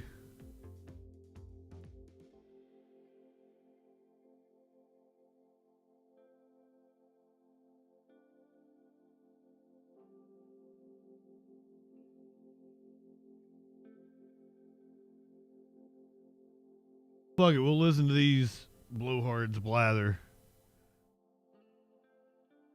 Who've already had due process, who've been through the system and given deportation notices. So I know you think that it's too late on the curfew, but do you think it's a good idea? Well, I don't want to second judge their operational decisions. The curfew is 8 p.m., so coming up in about an hour and a half. I would support it. It's certainly in the right direction of trying to restore order. And that's the motivation, I'm sure. I mean, I was right there. I'm actually staying in the curfew zone, so we'll see if we can get back in time. But I think that restoring order is the priority, and that is a classic way of doing that. What I want to see is whether that... Restoring order. Listening in once again to Fox LA's coverage. So if you've been with us here on Live Now from Fox, we've been talking about this news conference that's set to get underway from California's Governor Gavin Newsom. So we had an image of him for just a few seconds, but I do want to let you know it was due to some of those audio issues that this press conference is being put out directly from the state of California. It seems like they're working to address those. And when Gavin Newsom steps back up to the microphone to deliver that address, we will certainly bring it to you again once those audio issues have been fixed. In the meantime, though, we are going to continue on here with our coverage on Live Now from Fox of some of these other rallies that are going on as well. I want to put this up on your screen. This is also happening there in the Los Angeles area. It's a vigil that's being held, and a prayer vigil in honor. In the meantime, while these ICE raids are being held there in Los Angeles, let's listen into this here on Live Now.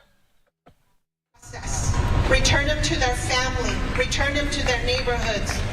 Set us free as immigrants in this country. We love this country. We want this country to love us back. Thank you.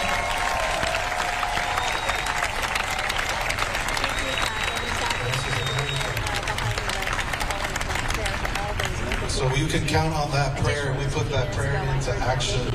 Some people say that prayer and politics shouldn't mix, but we know that justice is what love looks like in public. So we are here praying in public and working in public And with that, it is a great honor to welcome here to the stage somebody who represents our public, Mayor Karen Bass.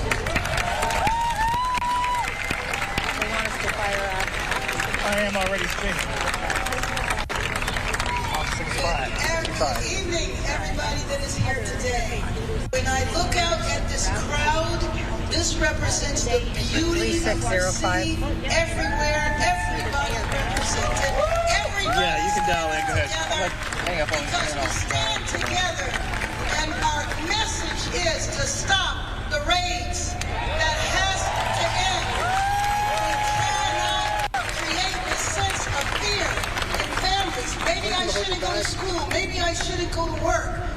Maybe I should just sit here. Maybe I shouldn't go to my appointment. Wait, I thought we were in Houston. I have papers for it, and I am legal, and I go to report on an annual basis, and I find out that somebody else was detained. Dougie, Globus, welcome in. Now that Globus is here. Except the uncertainty. Ducky, it's time to smoke. Environment here today. Well, I thought we were just watching Houston. Did Bass fly to Houston? Or did they cut back to LA and I wasn't paying attention? Because I'm really tripped out right now. Separation. Up close and personal. I was in McMillan, Texas. I saw those children when they were. You say that, but we were just watching the dude in the white in Houston, weren't we? Fathers came to talk to them, and the kids We've been jumping back and forth. didn't know what to do. Can you go ahead and hang up? The trauma.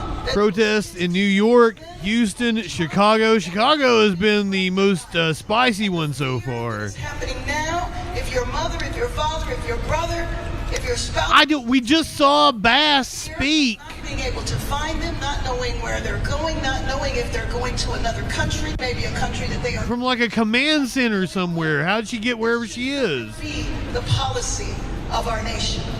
Oh, the people in Chicago is giving the cops what for. That was the most fun. I'm sad we got cut off from that. Days of great challenge. We're currently waiting for a press conference from Guidance and strength. You are Governor Gavin Newsom in California. We pray for our city. All right, as you see there, LA Mayor Karen Bass attending this vigil there, calling for nonviolence amid these protests and the ICE raids. We do also want to listen in because we have that video message as well from California's Governor Gavin Newsom speaking. Let's listen. Many religions, traditions from Wrong audio. Of the law. Again, thanks to our law enforcement officers and the majority of Angelenos who protested peacefully, the situation was winding down and was concentrated in just a few square blocks downtown. With that, that's not what Donald Trump wanted. He again chose escalation. All right, that shot going into the black there for just a second, but it does continue on with that message that we have from California's governor. Let's listen back in. Wow. Women trained for foreign combat, not domestic law enforcement. We honor their service. We honor their bravery. But we do not. Real pros over here, aren't they? By our own armed forces, not in LA, not in California, not anywhere. We're seeing unmarked cars in school parking lots, kids afraid of attending their own graduation. Trump is pulling a military dragnet all across Los Angeles, well beyond his stated intent to just go after violent and serious criminals. His agents are arresting dishwashers, gardeners, day laborers, and seamstresses. That's just weakness masquerading as strength.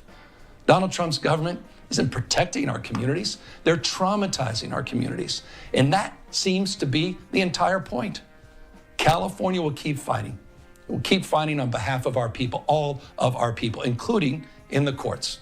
Just yesterday, we filed a legal challenge to Donald Trump's reckless deployment of American troops to a major American city. Today, we sought an emergency court order to stop the use of the American military to engage in law enforcement activities across Los Angeles. If some of us could be snatched off the streets without a warrant, based only on suspicion or skin color, then none of us are safe. Authoritarian regimes begin by targeting people who are least able to defend themselves. But they do not stop there.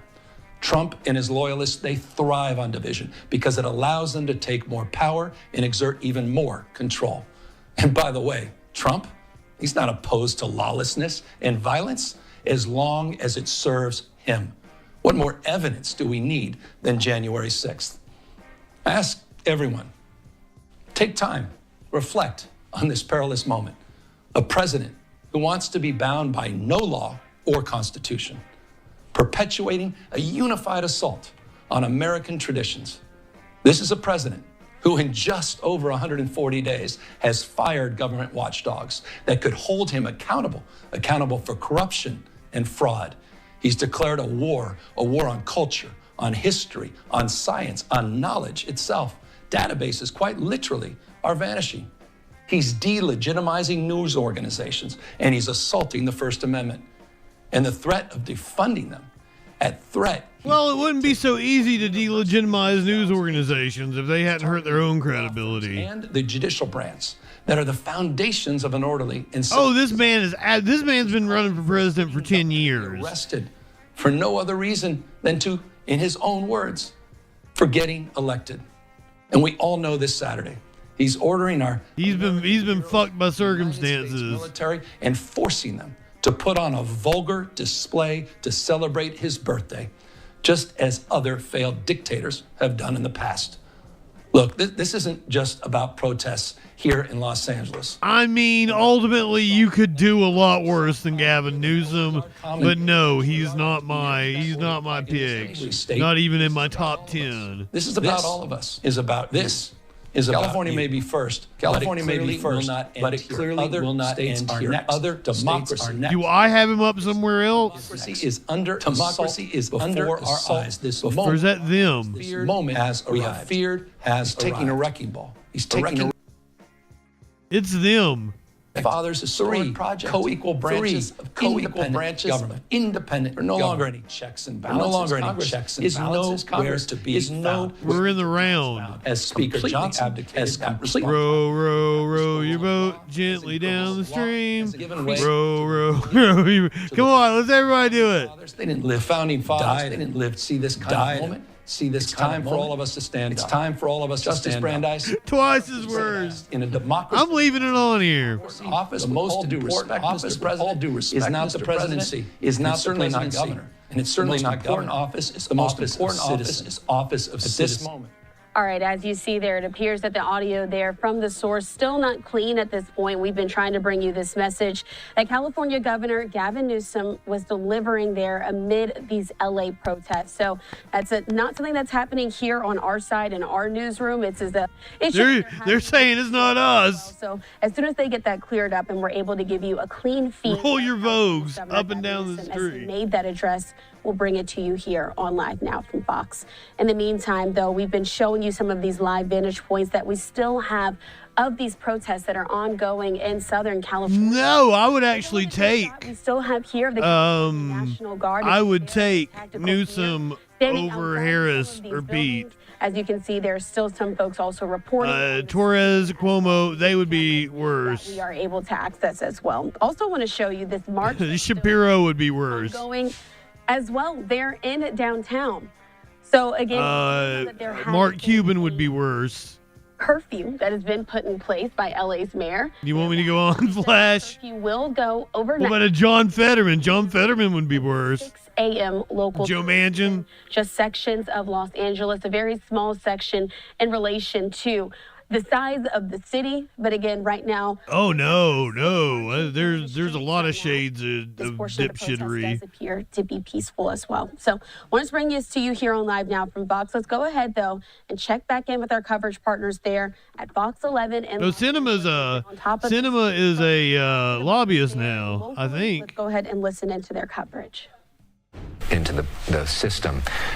So anyways, we look now on the streets of Los Angeles, and we do see some of these folks marching. She's a lobbyist or she's a lawyer for some law firm last few days that like lobbies or some shit. This message of this curfew gets delivered. Was she a lawyer? I'm not even sure. LAPD has loudspeakers and has ways of but she works like message out if somewhere around. The people there have been checking their phones and the status updates around the lobbying industry. That curfew that starts at 8 o'clock tonight and goes until 6 o'clock tomorrow. Wait, is Skid Row the actual name? The other question, I mean, could happen.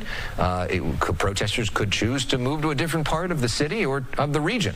I mean, this is a pretty small area that is under the curfew. Now, as we know, this is the area that has seen the worst violence and seen most of the problems. We saw. That seems really weird. We've seen some isolated problems in other areas.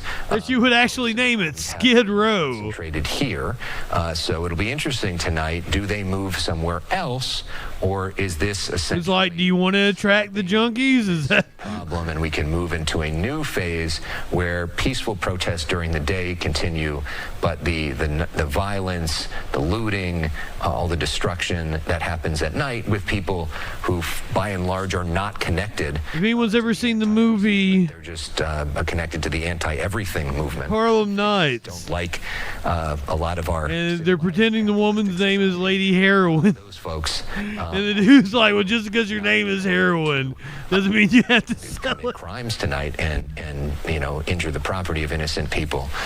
Laura Diaz is joining our coverage now for the first time. She is in downtown LA at that prayer vigil.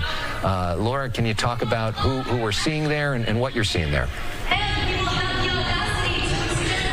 Well, why not? Has the term taken on a new connotation? Mayor Karen Bass speaking to the crowd, but there is a widespread representation from Father Greg Boyd. I wasn't paying attention. Did she need a titty slap? Is that what you guys are saying? There are people from Churla, which represents immigrants' rights, giving passionate speeches about the role of immigrants in this country and the need to protect them. A lot of people outraged by the ICE raids here, trying to get people to lower the rhetoric so that if they want to go out and demonstrate, to do it peacefully, but not get engaged in the lawlessness that we've seen over the last couple of days. But I can tell you that there are about 400 people here. They look to be of all. It does look like they're holding up a yard sign. And they seem enthusiastic about the message that's being heard here today. I know that we've been talking a lot about some of the things that. Oh, this is Fox California. It's the local Fox affiliate, and they are more conservative. Yes. My live shot with you, Alex. I walked 6 blocks over. That's why I use ABC7 is my going to the taco truck. News station of choice out of LA. The things that have gone around. The other one is like small area. The largest number of people. Insanely biased. They want to get their message out peacefully, and they're not engaged in those other activities. But right here today, we're hearing speeches, we're hearing music, and eventually there will be a procession. I don't know exactly where they will go, but they're saying that they want to get the word out, that it's very important to stick together and to get the messaging out there in a peaceful, loving way. Don Carlos, welcome in. Right across from City Hall, I'm Laura Diaz reporting live. Sending it back to you, Alex. I'm going to take us back to Chicago, probably. The Milwaukee Journal Sentinel. That was the one we were watching where they were on the street still saying live coverage expected. They lost their feed, and it was getting kind of good. So all we've got left out of Chicago is this helicopter shot, but they're moving away from the protest, it looks like.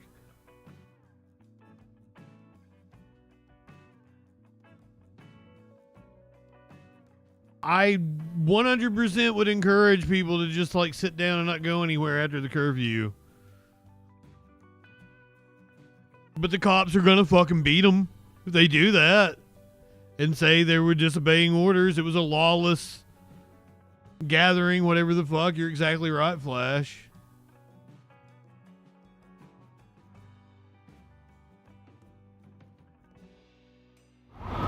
Maybe I was just confused because maybe this is the Houston station and this is actually them showing Los Angeles.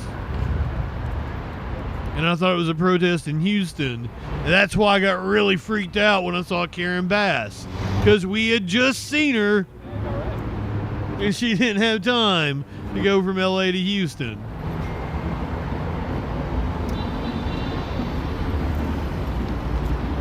Because I believe this is LA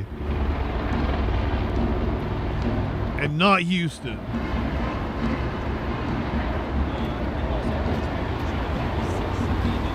But I'm not entirely sure.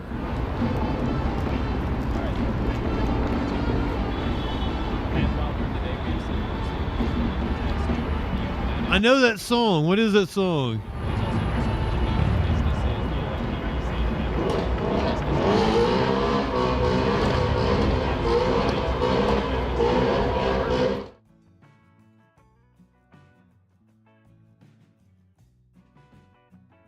Yeah, that is from LA on the Houston station.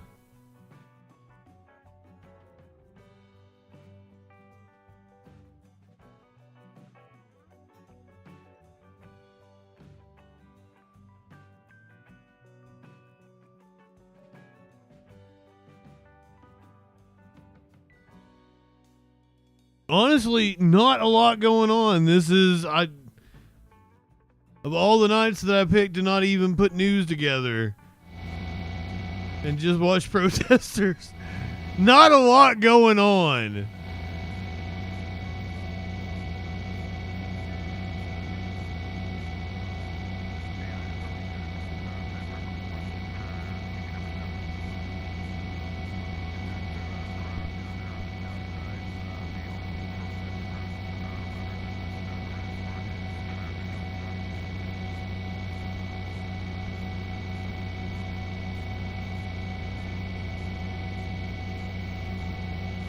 I do have a police chase. Would you like to watch a quick police chase? It's not very long. It's like 15 minutes.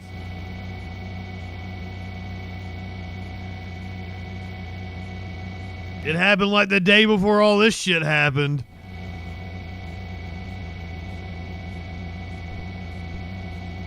Also, the past couple of nights, I've been wanting to show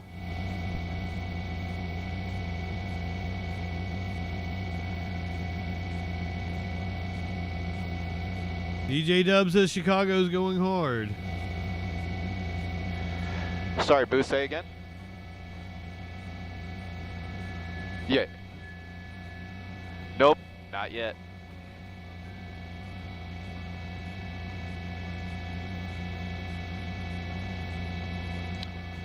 Love it. You got it. Love it.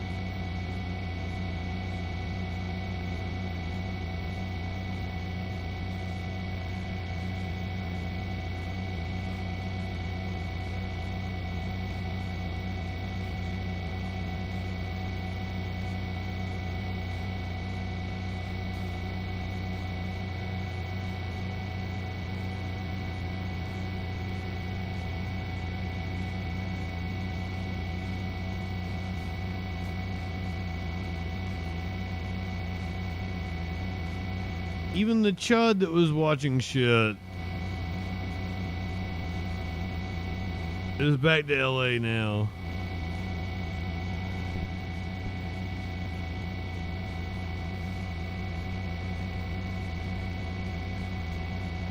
Seriously, Flash. Like I'm gonna show fucking TikTok on stream. Come on.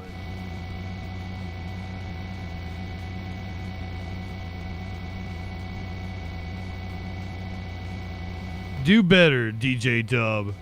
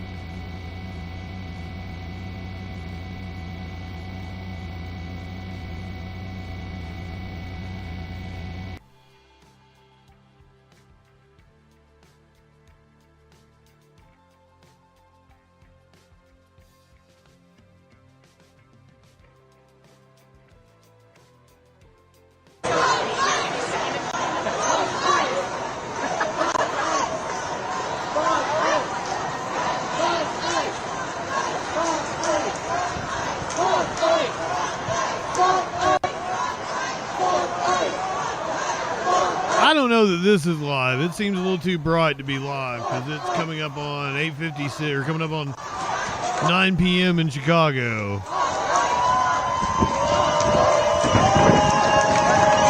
last live shots we were getting there, it was already dark, so this seems like it was a couple hours ago.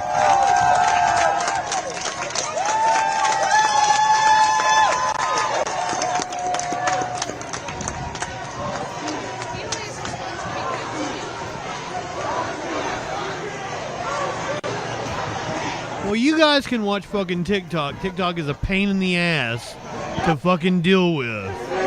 Like the app, the usage, the interface, everything is a pain in the ass. Go watch TikTok if you want. I'll go play video games.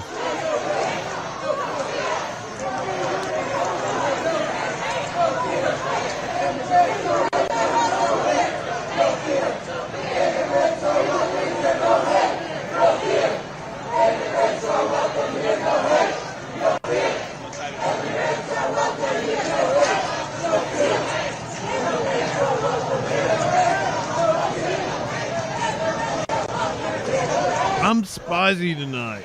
I've had a bad day.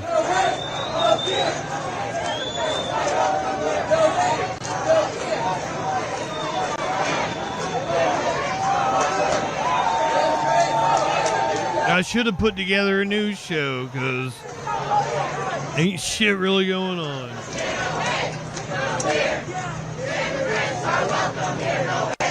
No fear. Immigrants are welcome here. No hate. No fear.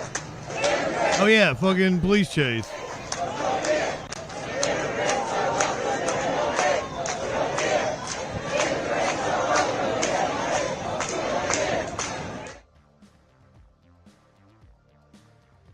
Police chase always fun. As I said, I think this happened in LA like before all the protests started happening. I had this one in my pocket. You an update on a live pursuit going on right now. What we know is that about 5 days ago of this vehicle and this particular suspect. We're zooming in. It looks like there's obviously the driver, but not really much else we can tell if it's just one suspect or 6 days ago that are in pursuit. Now, maintaining our eye on this one right now from SkyCal. Pardon me. Well, we were checking in earlier. I need to get more high. Traffic around this vehicle. Now you see some there in the moment, working on getting you an exact location of where this is happening and what the want is in this. What was that, an Aldi? Right now you see spare traffic at the moment right now at LAPD on this vehicle that they're in the middle of a pursuit of. And normally, pardon me again, normally in these situations, we would also have our speedometer, we would have a lot of other Toyota tools of the trade, so to speak, to help us out in telling you how fast this vehicle is going. Because, of course, what we like to draw attention to I think it's Toyota, isn't it? Is how fast this vehicle is going, especially in relation to. I thought it was an Aldi. Being told the want here for this pursuit suspect is reckless driving. So that is what the want is right now for this vehicle at the moment. But we've been seeing him go in and out of traffic right now. This is where it's been more congested, a little bit tighter right now here on the. It's a Corolla. It's a damn good car. Like Overkill Drive. Oh no, I think it might be a Camry. No, is the Corolla the four-door? The Camry's a law enforcement vehicle right there on the top right corner of the screen, and nowhere for this car to go at the moment. Normally, in other pursuits, we've seen things get really tight. Now it's side by side with this vehicle right now. You normally don't see a situation like this. It's hard to tell if stopping, having perhaps one's a two-door, one's a four-door. Law enforcement. I think the Corolla is the two-door, isn't it? Lowering the window or anything else, just weaving on through. What? Here, nowhere to go. Did he talk to the cop? Boxed in, essentially, at this point. Now just waiting for traffic to get a move on, and now you see law enforcement. Ooh!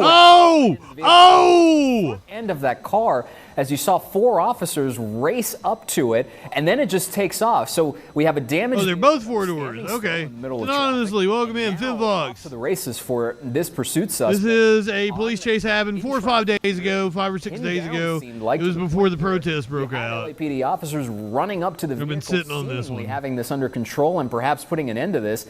And now we've entered a second phase here where this suspect, who again was wanted for reckless driving. Oh yeah, the Solaro. I love that thing. That's what I wanted. You've already like mid 2000s. I test drove it a couple of times. Any other vehicles at this moment, but it speaks to the recklessness now on the opposite side of the road, going against traffic. Solara. Particularly dangerous. I mean, holy shit. You have here blending into the rest of traffic, just cutting cars off left and right. I thought they were so pretty. That was like my dream car. Obviously, circa 2004, 2005. If and how fast they are going, but you can tell already the recklessness and the potential endangerment of others has already skyrocketed to the top. Window almost seems like it's down, but once again, we're only seeing the driver. Unsure if there's anybody else in this vehicle or if it's just the one person, but LAPD has been in pursuit of this. We're keeping an eye. You may ask, why didn't you get one? I had a 2001 Tacoma, and 20, if not a little bit beforehand. Not having a car payment's pretty nice. Of traffic, where in the more congested areas, that's where we hit our first rough spot, and now with traffic existent but not overly complicated, typically in these pursuit. And I had a drug problem at the time. The suspect. But I had the drug problem. I probably would have bought the car. Right on the shoulder, just trying to avoid cars at all costs and trying to get away. But, you know, when I say drug problem, overhead, LAPD. Like, I was like 4 or 5 Loratabs a day, 4 or 5 Percocets a but day. Notice we're not really seeing any LAPD. Some people had actual drug problems. Or coming up to this vehicle at the moment. Hard to tell. Some people were shooting Oxy 80s and shit. Pardon me. But this has already escalated to a point where there was like a gal putting her hair up in a ponytail in the backseat of that Mustang. Situation. Again, we're on surface streets right now. There's a Ralph's there on the corner. Car turning off to the right. The trees are going to obstruct the view for just a hair, but it is tight. You see it. He keeps weaving in and out, cars and going in the other lane.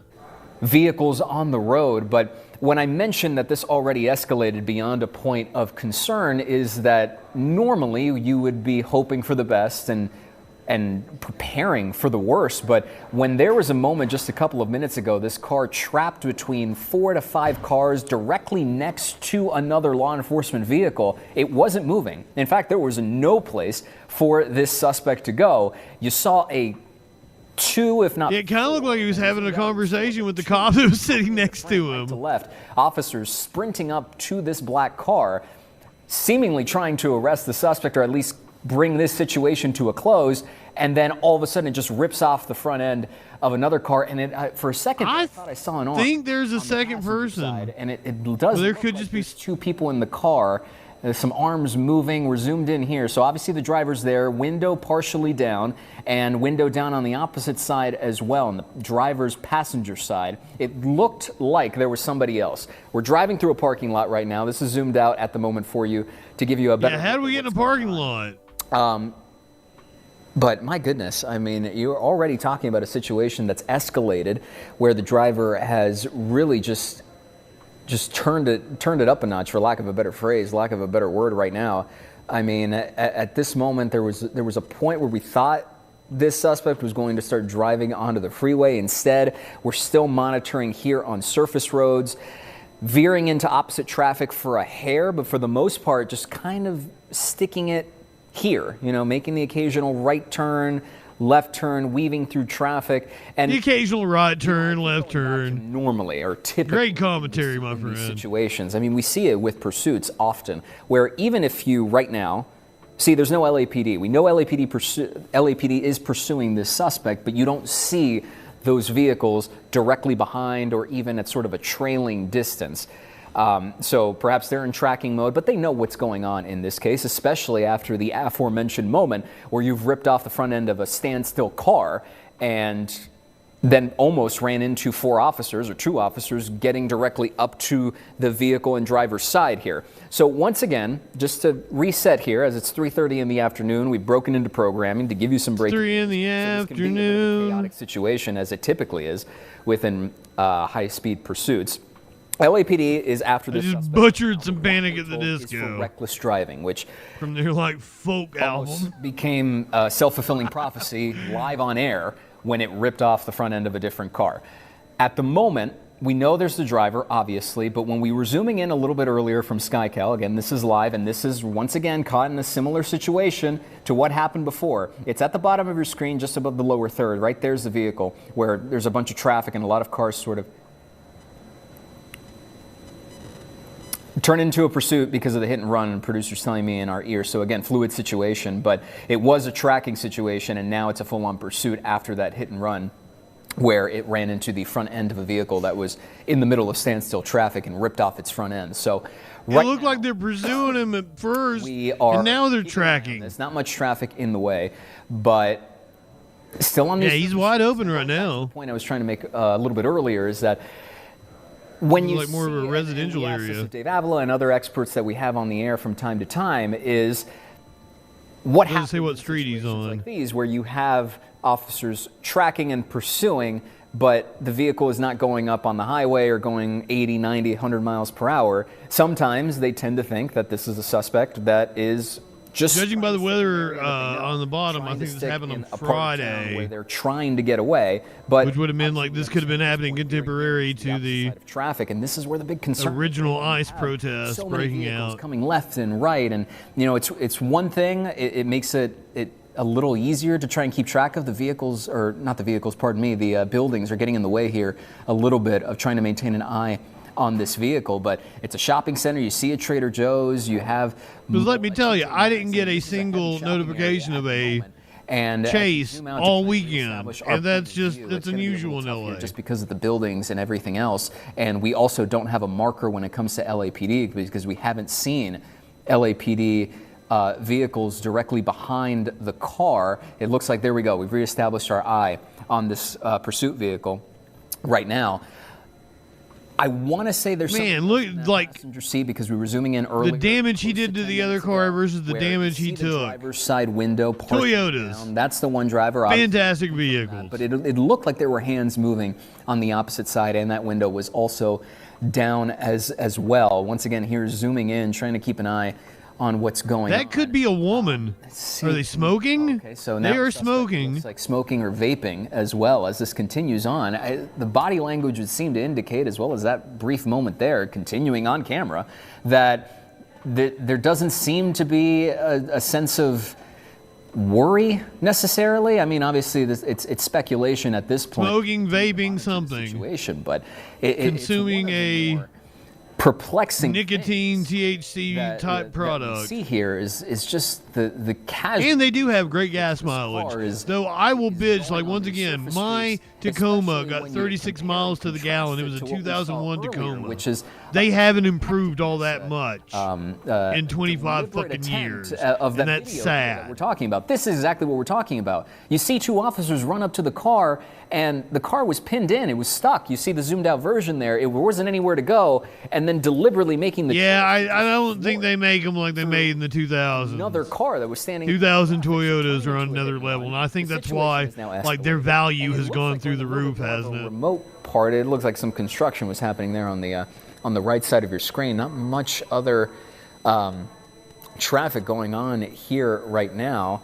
And once again, you know, we're breaking in here on KCAL. Seriously, it's like they're going backwards on fuel mileage. Well, so we have it is a shame typically that my Tacoma got 36 miles to the gallon and they weren't getting fucking 50, 60 now. It looks like a brake light is also out. And sorry, James, can you tell me that one more time? Female driver is what we're told. I think it's a female driver. Our producer here in real time as we try and gather more information for you. Being told it's a female driver. And she was vaping. Seat. And working to see if we can also find any details. And totally checks. She's a passenger as well, because based on our eyes, we saw that there might have been. So zooming out a bit here, you see the construction. I believe it almost looks like we are, you know, sometimes with our chopper, we have to monitor airspace and we can't get up close and personal. Obviously, sometimes that's LAX or other situations, and it looks like that's what it is right now. So we can't quite get much closer here because of flight regulations and everything else. So you see the airplanes and everything else, and now you understand where we are on the map at this point.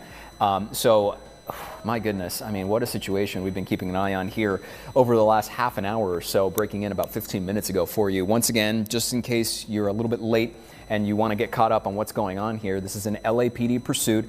LAPD officers are in pursuit of a reckless driving suspect, and then it turned into a hit-and-run situation where this car was trapped in traffic and officers sprinted up to the vehicle to try and put this thing to bed, so to speak, and then it just took off and ripped off the front end of a different vehicle. So right now, keeping an eye on this situation, we're going to have to pull back and stay away and keep this monitored from a distance because it looks like we are in LAX airspace, or at least bordering right up on it, so that makes it difficult to keep an eye on things. But stay with us here on KCAL News, and we'll keep you posted on the latest, even break back in if we need to. For now... No, I mean 36 miles to the gallon. My 2001... Oh, they didn't... He probably got away, maybe. I don't know. I don't know what happened. I never got an update on that. No, my 2001 Tacoma got 36 miles to the gallon. It was a 6-cylinder 4-speed.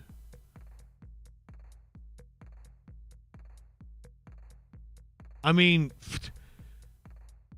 it was a 6-speed 4-cylinder. 5-speed. My Chevy Malibu or Cruze or whatever was a 6-speed. Sorry. My Tacoma was a 5-speed, 2-wheel drive, 4-cylinder. That's how I got 36 miles to the gallon.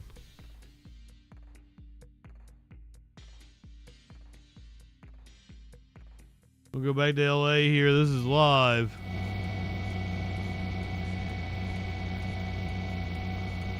Once again, it's a likely mileage if you're driving a little small Tacoma. It's a 4-cylinder 5-speed 2-wheel drive. That is a very likely mileage, actually, because that's what I got in 2001. And it's a shame that cars haven't made like they produce cars that don't get that gas mileage now.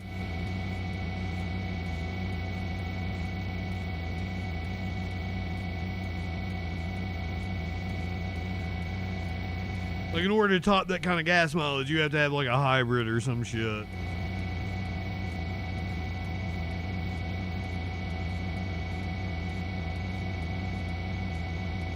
I understand your skepticism, anonymously.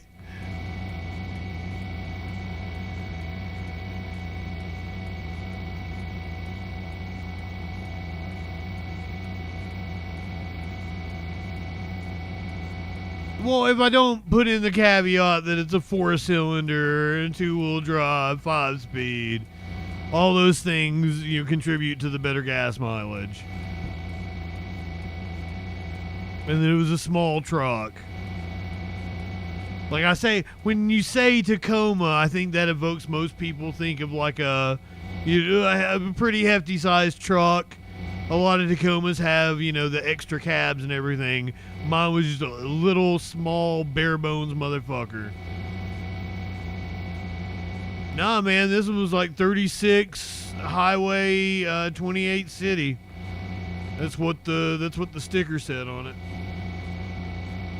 Because I didn't get it new, but my dad did. He bought it new, and then he drove it for a year, and then they gave it to me my junior year of college. My junior year of high school.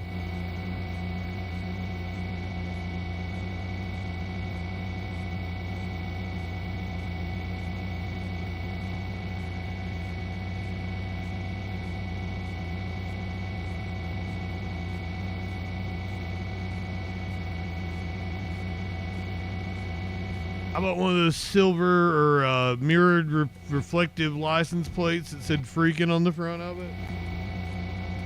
But then, I had a girlfriend, and I'm taking her home one day after school, and I'm, filling her up, pulling out of the school, and I rear-end somebody, and, because ram's not I just, in neutral, kind of, bumped into somebody, broke my license plate. Just sad.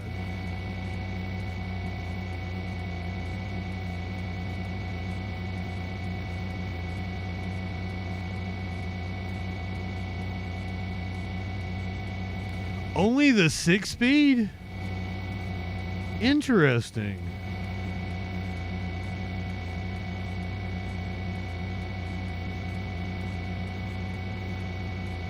I loved having a 6-speed. The 6-speed was up, but like,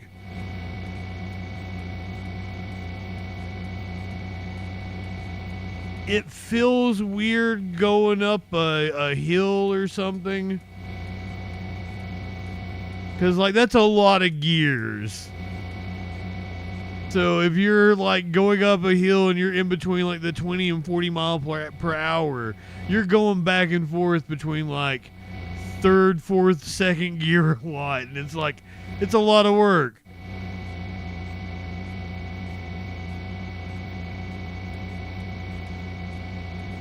Yeah, that's why I think mine was geared a little lower, because I usually hit 6th gear at like 50, 52, 53 or something.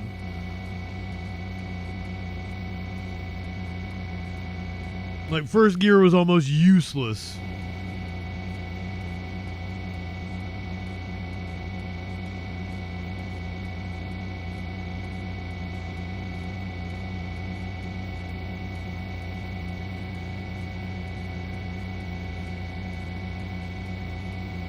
This is boring.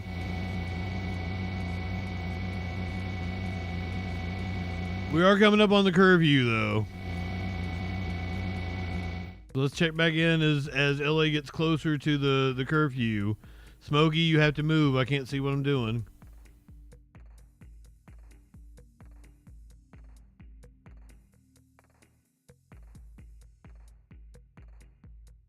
That is wild that both of the feeds in Chicago are still live, but they ain't showing anything.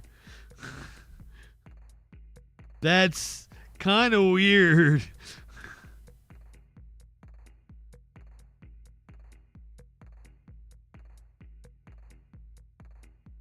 Oh, here we got a live shot of Denver. Was an event calling for immigrants' rights, announcing solidarity with demonstrators as well in Los Angeles. But it was the Colorado Immigrant Rights Coalition that was asking people to mobilize and stand with those protesters in Los Angeles. But at 8 p.m. local time, our affiliates there at Fox 31 in Denver say that they saw Denver police began to deploy crowd control gas.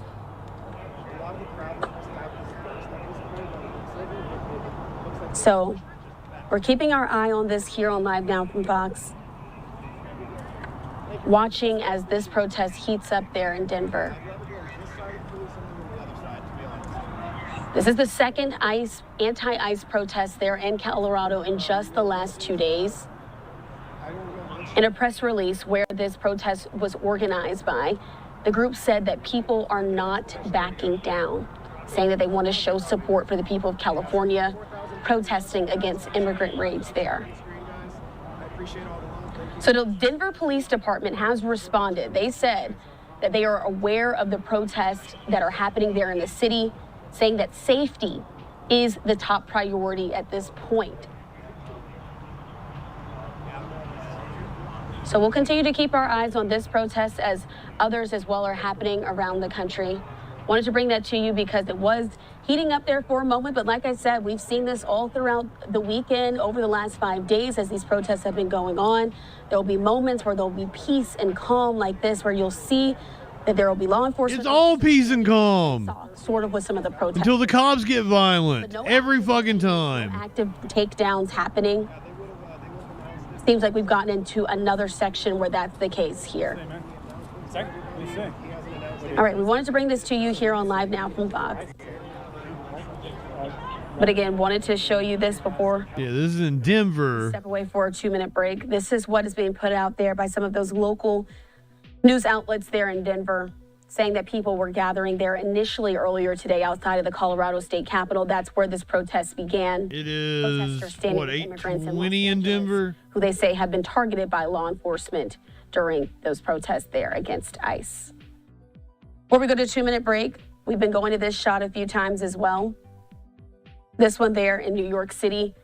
as folks are still gathering there as well, standing off with police officers here. This is another group of anti-ICE protesters, this one happening in our nation's largest city, New York. All right, we're going to take this time to slide away for a 2-minute break. On the other side, we'll be heading back to California. We'll be heading back to the nation's second largest city, where we've seen a number of these protests, really where the heart of these protests have been happening there in the country. Live look there. Wait, did you call New York the largest city? I thought LA was like way bigger. Break.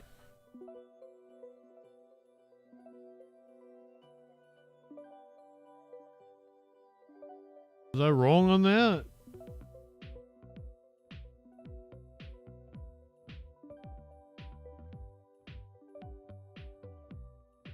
Or is it like LA County is way bigger than New York City, but like the actual city of LA doesn't have that many residents in it or some shit like that?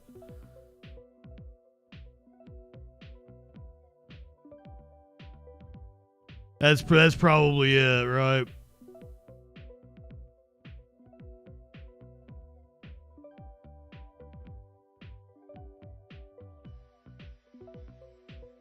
Thank you. Appreciate it.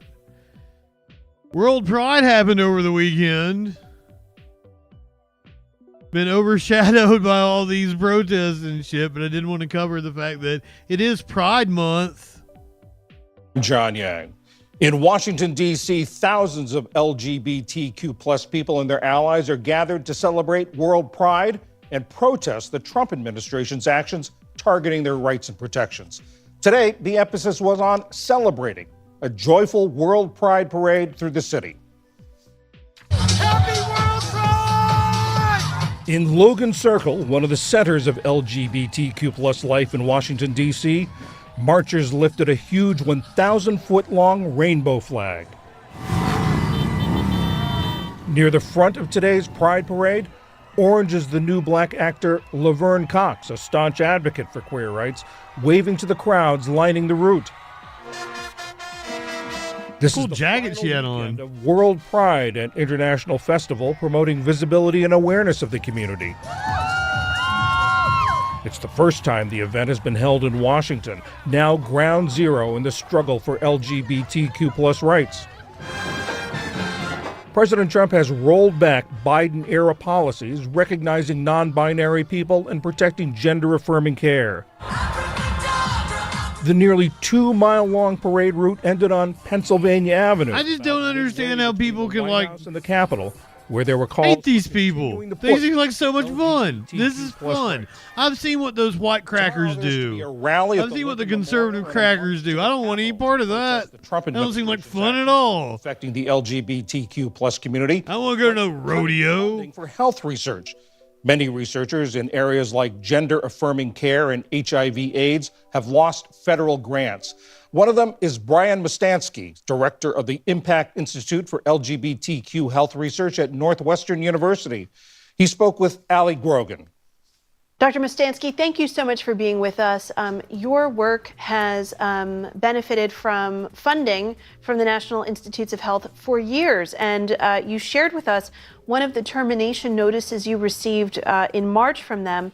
They said, quote, "The award no longer effectuates agency priorities," and they called it a DEI study that supports unlawful discrimination. Tell us about the work you've been doing and how has it been impacted by this loss in funding?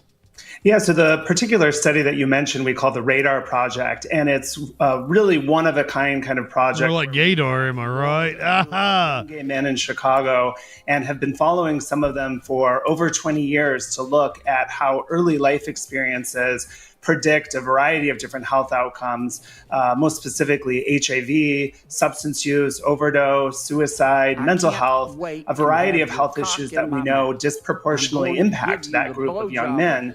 And the goal of that study is to really follow them over time. It's kind of like the Framingham Heart Study that you've probably heard of that helped us understand the predictors of cardiovascular disease in the general population.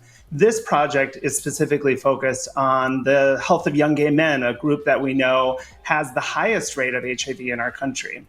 Why is it so important to have these studies? Are you saying that to me? Aren't just snapshots of a moment in time. You're talking tracking the same people over decades. Why is that such essential work?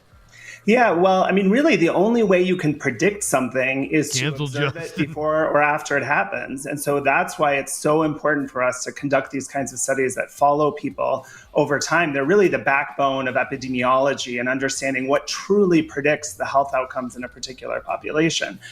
And just I want to add that, while the termination notice described this as DEI, it really has nothing to do with the diversity of the workforce. It's not some kind of radical ideology that we're pushing. We're really doing fundamental, we all did see high quality research that helps us understand the health of a group that has a lot of. That's why I'm never going to get any bigger. Health outcomes in our society. And it is Pride Month. I'm not woke enough to appeal to the mass on a broader liberal audience. State of the health of people in the LGBTQ plus community right now. I think it's a scary time for people in the community. You know, as a scientist, I can say that over the last decade, too leftist for most of the edgy gains under different administrations of different political parties that have supported the growth of science that can help us document the disparities experienced in our community, and even more recently, much of a boy for Crazy Town. Interventions and programs that improve. Too crazy for Boys Town. Americans. So we've really at this formative moment where there is now a community of scientists who are ready to apply these skills to the health of LGBT Americans and are having their work decimated by NIH cuts. And these cuts are really unprecedented. So in a normal year, the NIH might terminate a very small number, maybe less than a dozen NIH grants in a year. Just this year alone, they've terminated over 300 grants focused on LGBT health. And these grants are really the cream of the crop science. It is a very competitive process to win an NIH grant. You have to write a very competitive application, a well-designed study. It has to be of high public health importance. It goes. I haven't paid any fucking attention to anything he said. That determines that it's aligned with the research priorities of the NIH. Only then about 15% of grants are awarded. And so this is really the cream of the crop science that went through this highly competitive process. But in my defense, I put this on to watch Gay Pride Parade. That's what I didn't expect him to hit me with we're losing funding for HIV studies and shit. I thought we were going to watch the parade.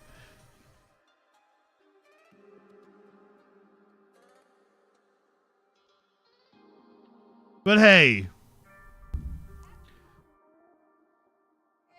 I did actually get the parade. Day, the rain is out of here, the sun is in, and boy, it is going to be a fantastic day. A global celebration of Pride taking center stage right here in the nation's capital. Yeah, it is going to heat up. We are just 1 hour away from the World Pride Parade. That's going to be so exciting. An hour away, Jesus. Special live coverage right here on WUSA 9+. Thank you for being here with us. I'm Lorenzo Hall. And I'm Leslie Foster. We are so excited to be. Amazing singer. The Get this party started. Looking forward to it, just celebrating and sharing. Here we go. He just said. Exactly. But it is such a great time, and we can feel the energy.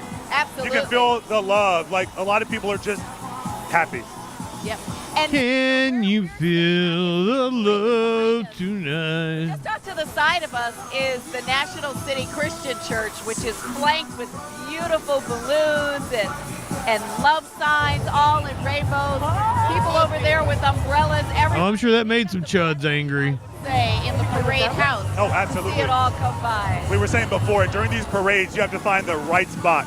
You know, you're either just going to stand and watch along the sidelines, or you're going to find a good restaurant. Is that RuPaul that's playing? Folks are hosting parties along the route as well. Look at all these people lining the streets in this World Pride weekend to participate. Smokey, calm your ass down, buddy. So I'm going to be interested in seeing, and I can't wait to see that 1,000-foot pride flag make its way down here past us in Thomas Circle, because that really is what they're trying to show this weekend. Visibility is so important. the pride flag is so important. And you have folks walking it down 14th Street here in the district, waving it proudly.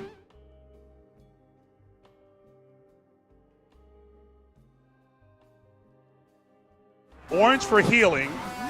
Oh my God! You hear what they're playing? For nature. Maya he, Maya who. So there's so many meanings behind this flag.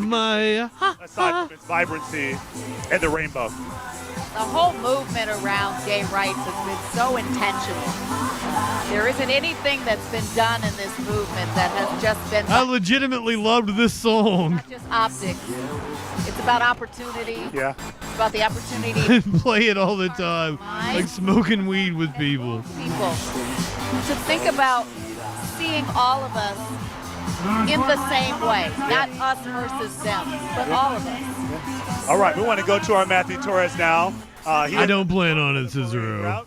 And Matthew, we take it it's picked up significantly since we saw you a couple of hours ago.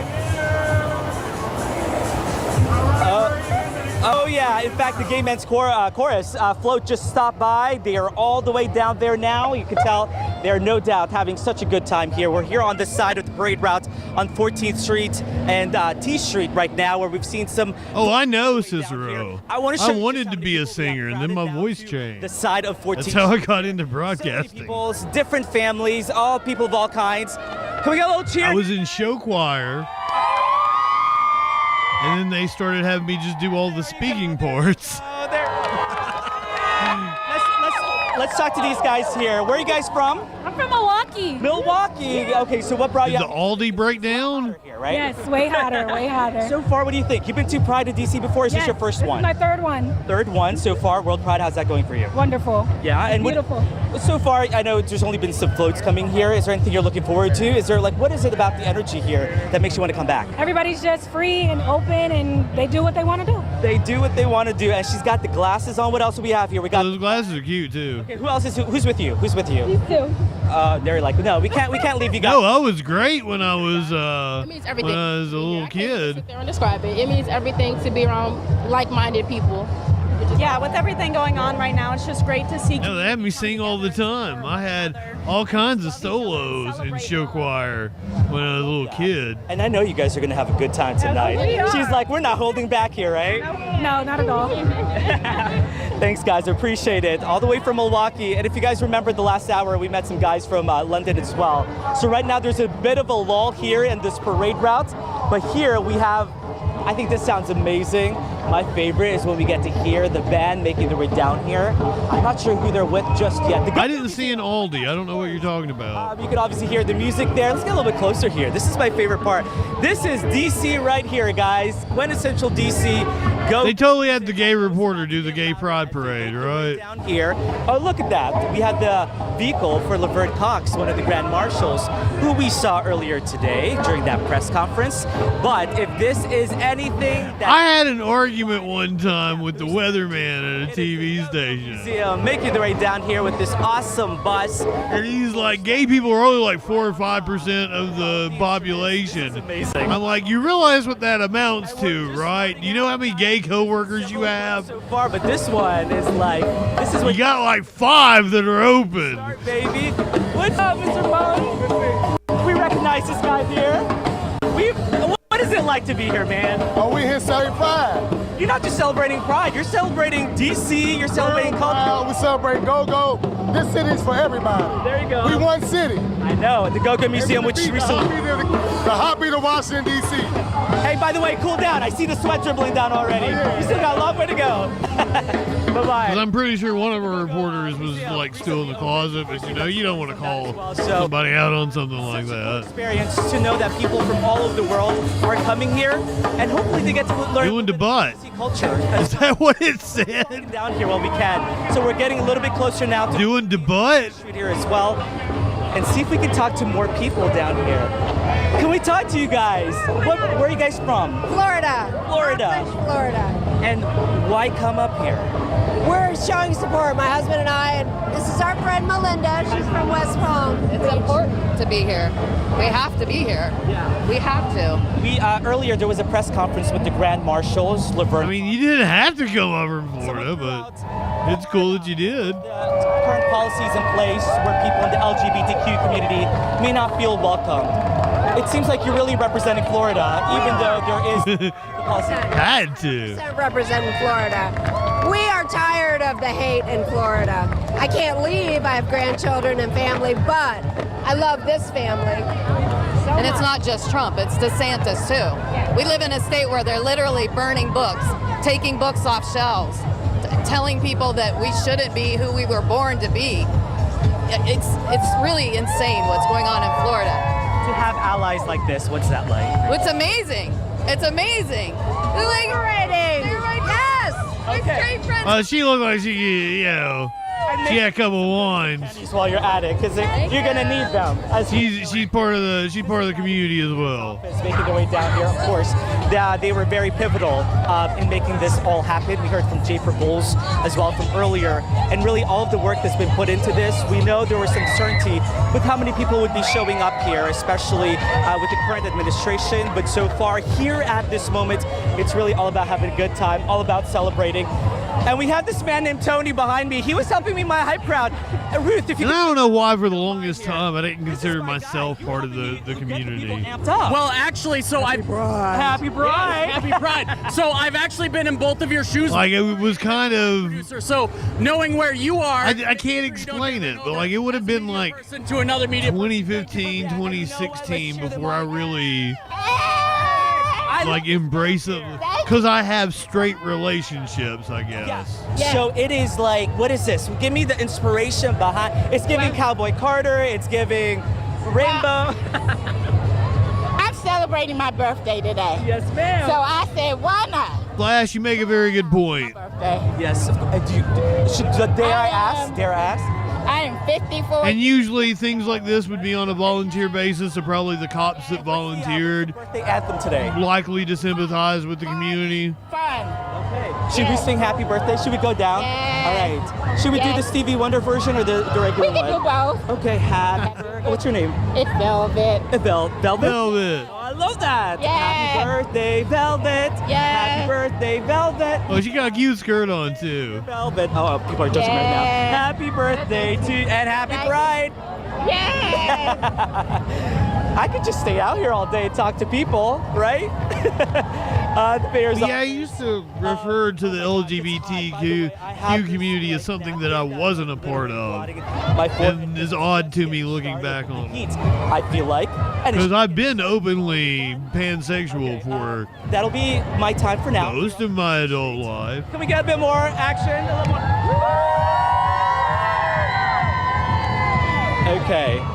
Okay, we'll send things back.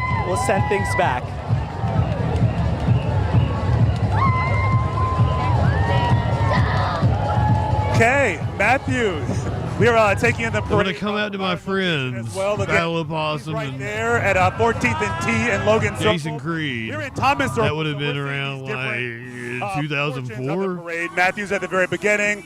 We're sort of at the halfway mark as they make their way down to Pennsylvania Avenue. Yeah, and if you look over our shoulders, there's another group coming behind us. It's hard to tell who they are, but they are certainly exuberant and excited to be here just like everybody else. The crowds are really growing in this area. Yeah. Every time we sort of look to the left or the right, we see more extraordinary happy faces here surrounding us. All you have to do is say Happy Pride and This everyone is our just joy erupts. center here. Yeah. Really. Yeah.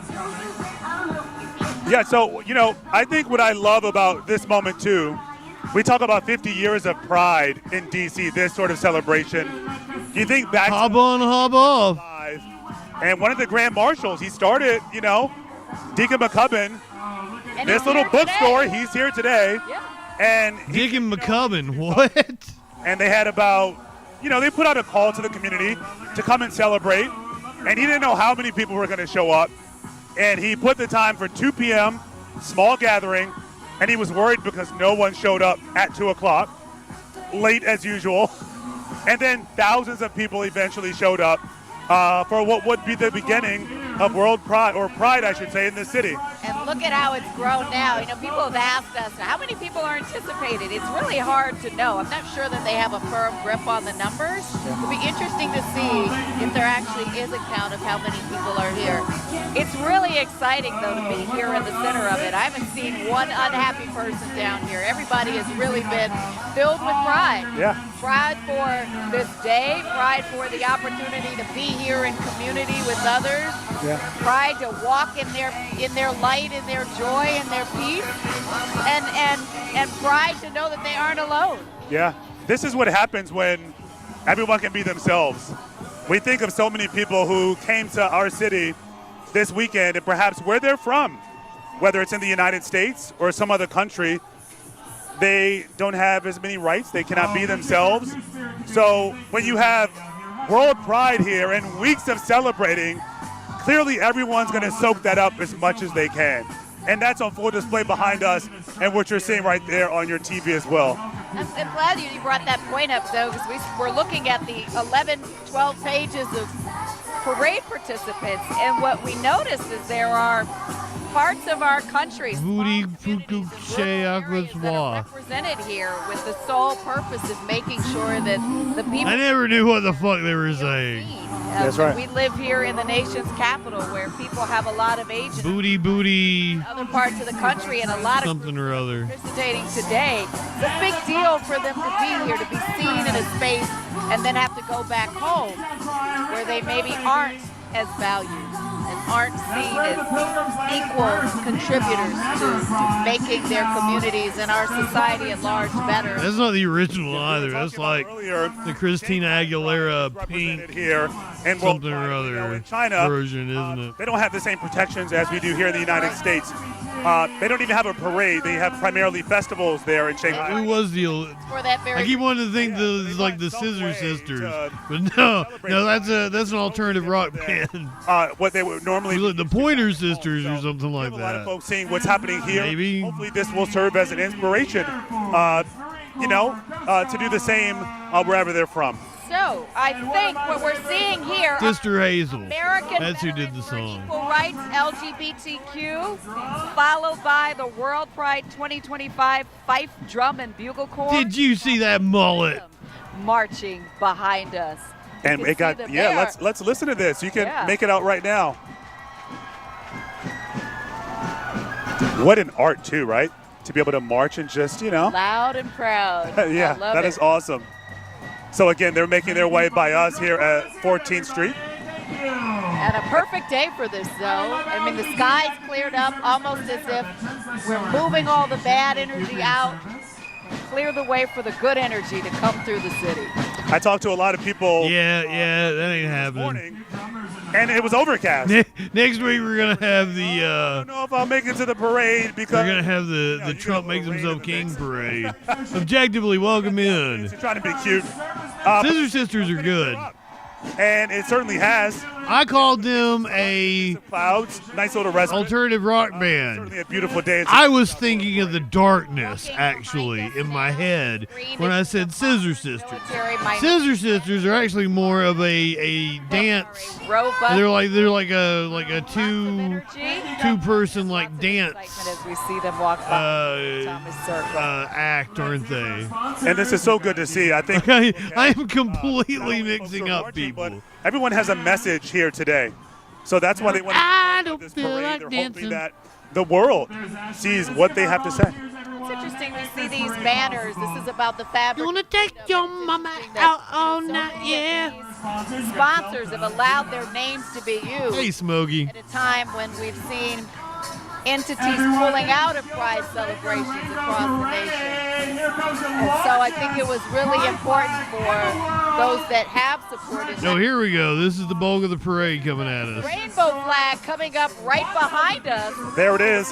That is the moment that I told you I was really going to be looking forward to. Believing in a thing called love. About though. That's right. The Scissor Sisters have like a fucking dance version this is beyond of Pink Floyd's Comfortably Numb. Yes. I feel like it samples Staying Alive in it too. So we know that the flag that you're looking at right now, it was sent around to different. Oh, check that outfit out. Across the world. and they stitched it together to have what you're looking at right there. So this really is a global event.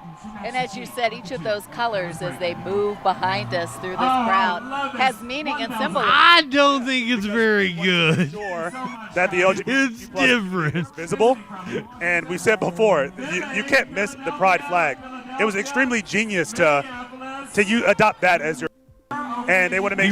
Do you want to say goodbye to everybody on the stream and listen to music? Inclusivity, and there's no shortage of that. As we watch. We were talking with Vincent. Well, we're coming up on fucking curfew. I should probably go back to LA, shouldn't I? We had another guest who talked about how it is one of the most recognized brands, right? Because they're probably gonna get me copyright popped watching the fucking parade here. And you know what it denotes. Yeah, and we heard from the Gilbert Baker Foundation a little earlier, and they talked about how Britney Spears is just clear enough to get me a copyright. In some school districts.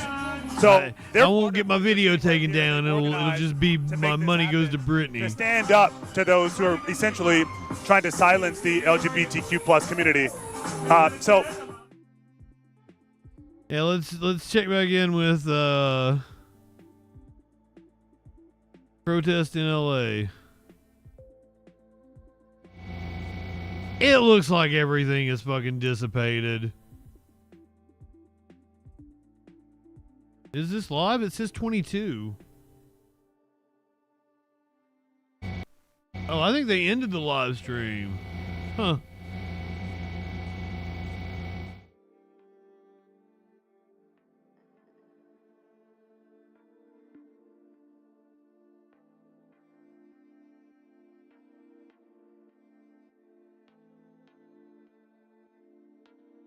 Huh. Fuck it. All right, I'm sorry I slacked tonight. We'll do real show tomorrow night. Twitch people, stay with me. We'll listen to music. Maybe we'll watch some more of the Pride Parade. YouTube people, Kick, BitChute, all those good people. Podcast, light one up, tip one back. It's all right to have a little fun before we hit the sack. I'm JustinFREAKIN. We'll see you tomorrow night on the Troll Patrol live.